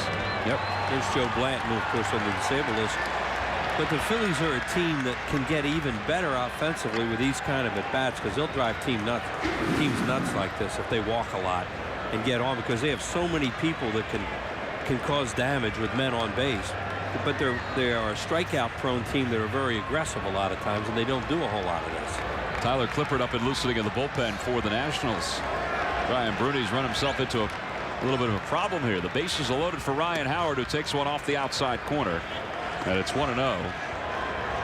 Ryan, a 2-run home run back in the 4th, and that's where it all began for the Phillies offensively.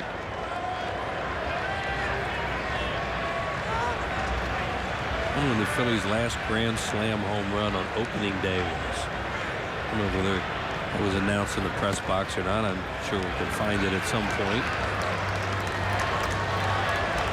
I remember one against them a few years ago. I think it was Gary Reedus hit one against him. Boy, that was more than a few years ago. Steve McCatty, the pitching coach, is going out to the mound to talk to Bruni. He's fallen behind 2-0. It wasn't Reedus. It was a guy from the Pirates. Joe Rowe was a starter that day. It was a right-handed hitter. Can't think who it was. Anyway, it'd be interesting to find out when the last slam was.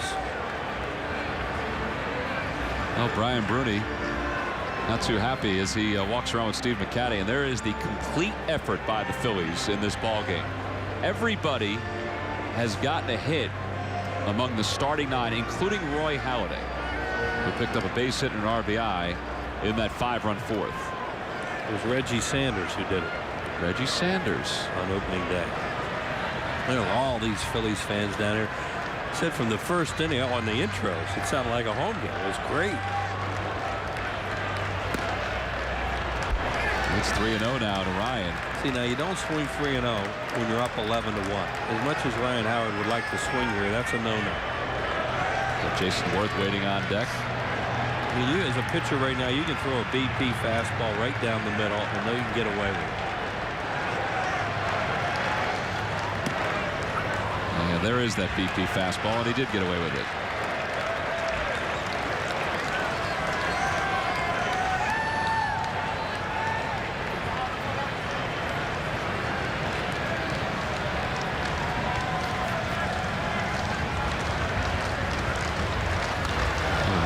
Front, and it's 3-2. That pitch was up. Yeah, he sort of got himself there. That's ball 4 and an RBI for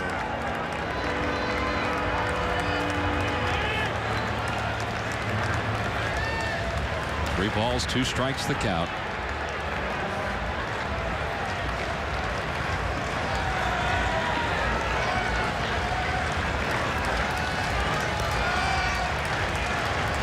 Runners go. Pitch is hit in the air to straightaway center field. Moving back is Tavares, and he makes the grab right at the edge of the warning track. And the inning is over for the Phillies. No runs, 1 hit. They strand the bases loaded. We go to the bottom of the 9th, 3 outs away from finishing off this opening day. Bottom of the 9th inning here at Nationals Park. The Phillies with a commanding 11-1 lead. And they will leave the bottom of the 9th in the hands of right-hander David Herndon, who is making his major league debut. Herndon, who was picked up by the Phillies in the Rule 5 draft this offseason, will come on here to face the Nationals. See his numbers in spring training: 9 strikeouts in 12 2/3. He allowed just 10 hits and 2 earned runs. Well, it would have been a lot tougher decision to keep him if Romero and Lidge were ready to go. And then you lost Blant and 2, so spots open up on the roster, and with him being a Rule 5 guy, they can't send him to the minor leagues without offering him back to the Angels. So here he is making his major league debut in an 11-1 game. And don't think there's still no butterflies in his gut right now as he goes out to the mound. Good for him. It'll be Ian Kennedy, Ivan Rodriguez, and Mike Morse due up for the Nationals against David Herndon.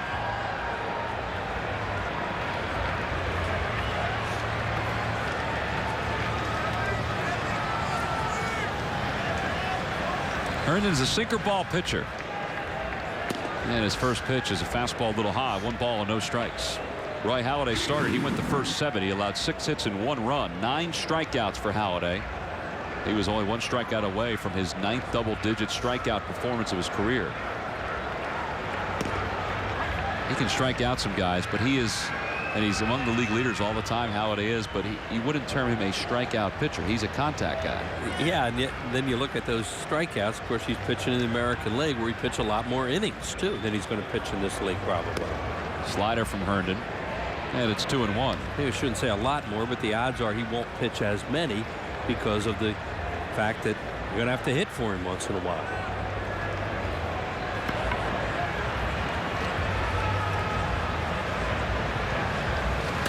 Kennedy hits one off the end of the bat down the left field line. That'll slice back into the seats, and it's even 2 balls and 2 strikes. Well, Wednesday night it'll be Cole Hamels who will take the baseball for the Phillies, coming off a 10-11 season a year ago, and he'll be opposed by right-hander Jason Marquis. Kyle Kendrick gets the ball on Thursday afternoon against Craig Stammen for the Nationals to wind down the series. Another slider. 3-2 the count to Kennedy. There's Cole. Did an awful lot of work this offseason, get himself ready for 2010. Has mixed in a few other pitches into his repertoire. Important start for him on Wednesday. Toward first base, a ground ball, and Ryan Howard takes it to the bag himself. So Herndon has the first out here in the bottom of the 9th inning. You know, everybody figured that Halladay was going to pitch well today. You know whether he'd win or not, but the guy's going to pitch a good game. And after that, you know, with Hamels, you don't know. You just hope it's going to be there. He showed some positive signs in spring training, and he also got hit a little bit in some games. So it, you know, it all counts on Wednesday night for him. There's Jim Riggleman, who hopes that better days are ahead for his club because they think they've improved the Nationals.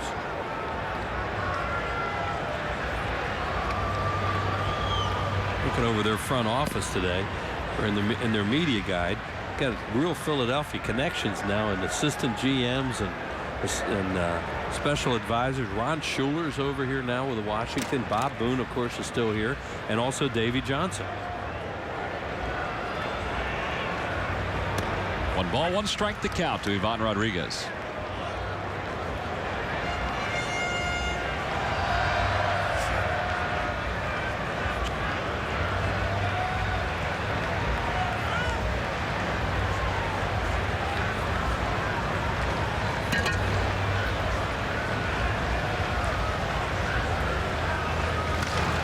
Another opposite field shot for Ivan Rodriguez. That's going to drop in for a base hit and roll to the wall. So Rodriguez has his 3rd hit of the day, his 2nd double. So he's aboard with 1 out in the bottom of the 9th inning. Phillies are on top 11-1. So your whole defense on the right side of second base for Pudge Rodriguez. Talked about that in the 1st inning with him. He hits everything to right field. And he had a couple doubles. That's what he's done. You know, remember that year when he was with Florida and they had such a good year and went to the World Series, won the World Series, and he killed the Phillies, and he just wore them out to right and right center. Mike Morse getting his first at bat. Morse hit .306 this spring with 2 homers and 7 runs batted in. So Herndon with a runner in scoring position. With a couple more outs to get.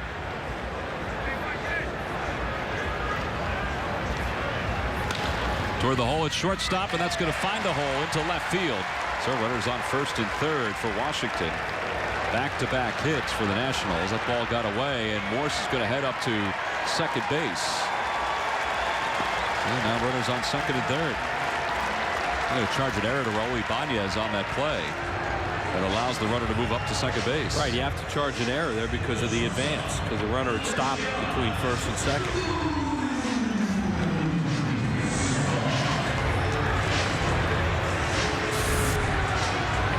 As Ibanez picking the ball up, they're going to keep Rodriguez at 3rd. Now he overthrows the cutoff man there, and then by the time Ruiz can get to it, Morse moves to 2nd. Here's Guzman, who grounded out his only time up. 0 for 1. Came on to play shortstop after pinch hitting for the pitcher. That was back in the 7th.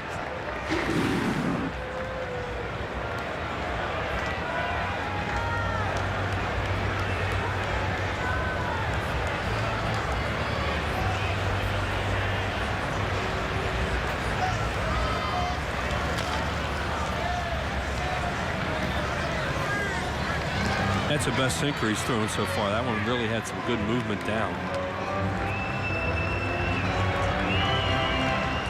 That's what made him so good during spring training, and one of the big reasons why the Phillies decided to keep him. Plus the the need to fill in some spots in this bullpen. Yeah, adrenaline does not help a sinker. So and the combination of the first major league start and a sinker ball pitcher, he's up.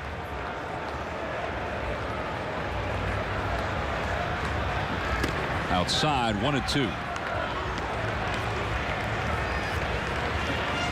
On the Toyota Major League scoreboard, the Cardinals lead the Reds 11-4. Bottom of the 9th inning. Albert Pujols has a couple of home runs. Oh, home.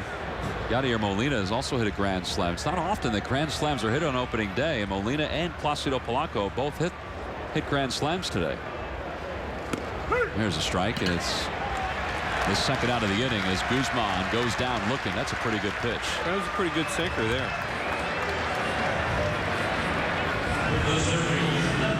When you get over some of the butterflies, calm down a little bit, the balls sink better. Because when you get that adrenaline going, that one moved pretty well. It really froze Guzman. You have that adrenaline going like he has to coming into his first major league game. You're going to overthrow, and that ball's going to be up. And for a sinker ball pitcher, the ball up, trouble. Well, that leaves it for Willie Taveras with 2 outs here in the bottom of the 9th inning. Runners on 2nd and 3rd. And Taveras swings and fouls the first pitch off, so 0-1 the count. This guy's really bounced around. A guy that could do the things that he could as far as with his legs. Stole a lot of bases. He's a guy we always kid around about that he never hits it hard enough to throw him out. Those weak ground balls in the infield. Yeah, he usually leads the league in infield hits if he's playing every day. Yeah, because he hits these little humpback liners in the infield, or he'll hit little squirters towards the middle infielders, and he's so fast that he beats them out. 1 ball, 1 strike the count to Tavares with 2 away here in the bottom of the 9th inning.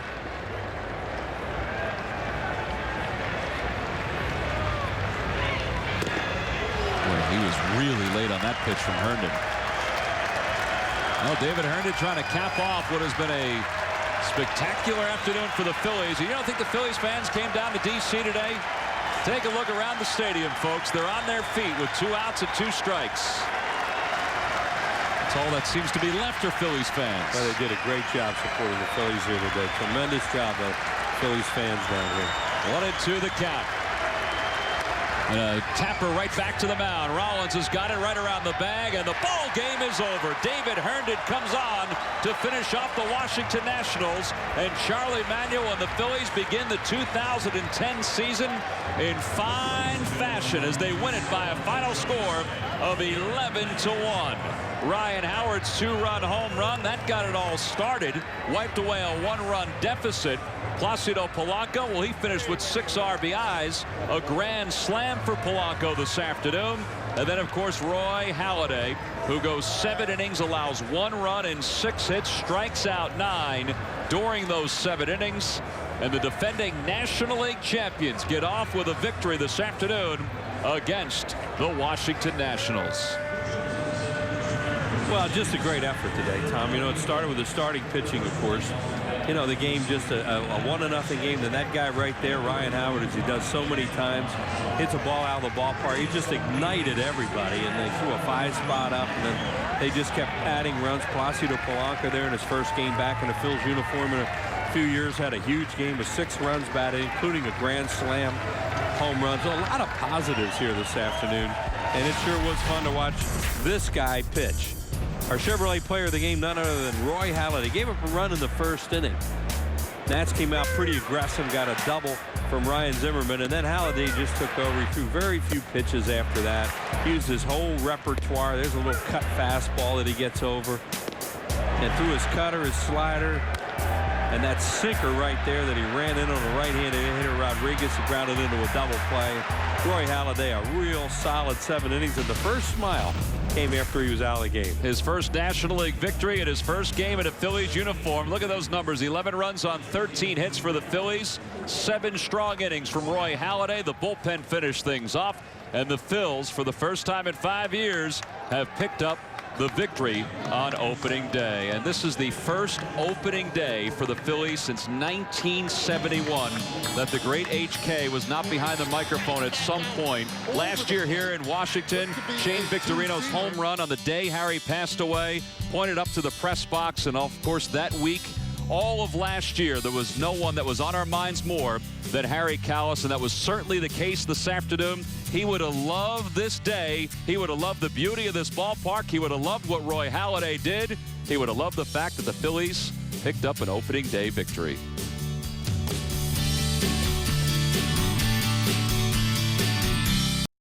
Well, back here at Nationals Park, the Phillies win opening day for the first time in 5 years. They win it by a final score of 11-1. Roy Halladay gets the win. He's 1-0. John Lannon the loss. He dropped to 0-1 this afternoon. Couple big home runs, one by Ryan Howard, another one by Placido Polanco. He had 6 RBIs, but I think today belonged to the pitching of Roy Halladay. He was tremendous. Just the Roy Halladay you expect to see. Game after game, the guy was tremendous. He actually was human. He gave up a run in the first inning, but after that, he was tremendous, and he is down there with Sarge. Sarge, take it away. Hey, guys, thanks a lot, Roy. First game here, and you're starting again where you're just tremendous stuff there. Tell me about that cutter you had going and also that breaking ball. Yeah, it was, it was good. You have those struggles early on, and you kind of settle down. And the runs make all the difference in the world. So, that 4th inning just kind of helps you settle down and get into the game and be able to be aggressive and throw strikes. So it was a lot of fun. It was a great way to start. Spring training, we don't get a chance to see your velocity 94 miles an hour. I saw that up there. You satisfied with your velocity? Yeah, for me, it's about location, but I think that's always a good sign. Usually pitches are a little sharper, and you get away with mistakes every once in a while when your velocity's up. So, location's always important, but I'll take the velocity too. I noticed though with your curveball, you don't throw a lot of curveballs, but a lot of cutters. Is that also a slider that you're kind of mixing in there? I caught it almost like frisbee, like the way those hitters are being frozen. Yeah, for me, a curveball is kind of a jam pitch. When I get in jams, I'll use it. Games like that, you try and be aggressive as possible and stay in the zone, make them put the ball in play. But, when I get in jams, I'll go to my curveball more. And changeup was real good all spring. Hit on a couple today, but that's something that I want to continue using. Last question here. Give me a little rundown on that bunt off of Batista there. Which is very difficult. I said on the air, it's difficult to bunt the ball, especially when a guy is a little bit wild. Yeah, I haven't seen a lot of cutters all spring, and I got 3 cutters, and it's hard. You see the ball, but you don't. It's breaking, but you don't really trust it, and just got the top half of it. Couldn't get it solid, but yeah, it's different. I need some more practice. Great debut, good going, and that first victory under your belt always make you feel better. Thank you. Continued success, and we'll have you on the show here again. Thanks a lot. Roy Halladay. All right, Sarge, thank you very much. The Phillies win it by a final score of 11-1, sending the Phils fans back to Philadelphia. Extremely happy with what they saw from the offense and what they saw from Roy Halladay. We'll be back after this.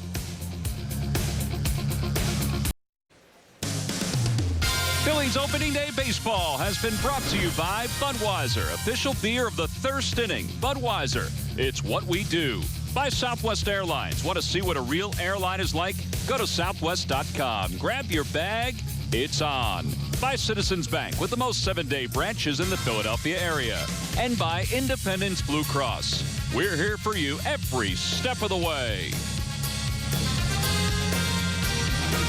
11-1, the final score. The Phillies defeated the Washington Nationals this afternoon here in D.C. What a day it was for Roy Halladay. What a day it was for the offense. Man, this lineup that the Phillies put out there this afternoon, look at what they did. 2 hits for Jimmy Rollins, couple runs scored, an RBI triple. Placido Polanco, a career-high 6 RBIs, had a grand slam, one of 2 in Major League Baseball today on opening day. Ryan Howard got the ball rolling with a 2-run home run.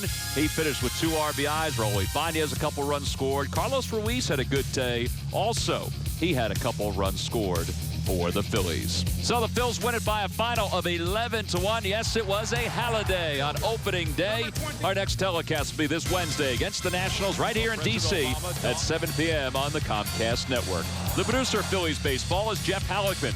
John DeSangro is the associate producer, and our director has been Ray Tipton. Now for Chris Wheeler, Gary Matthews, and our entire crew, I'm Tom McCarthy. Thanks for watching, everyone. The final score, it's the Phils 11, the Nationals 1. Now stay tuned for Are You Smarter Than a Fifth Grader?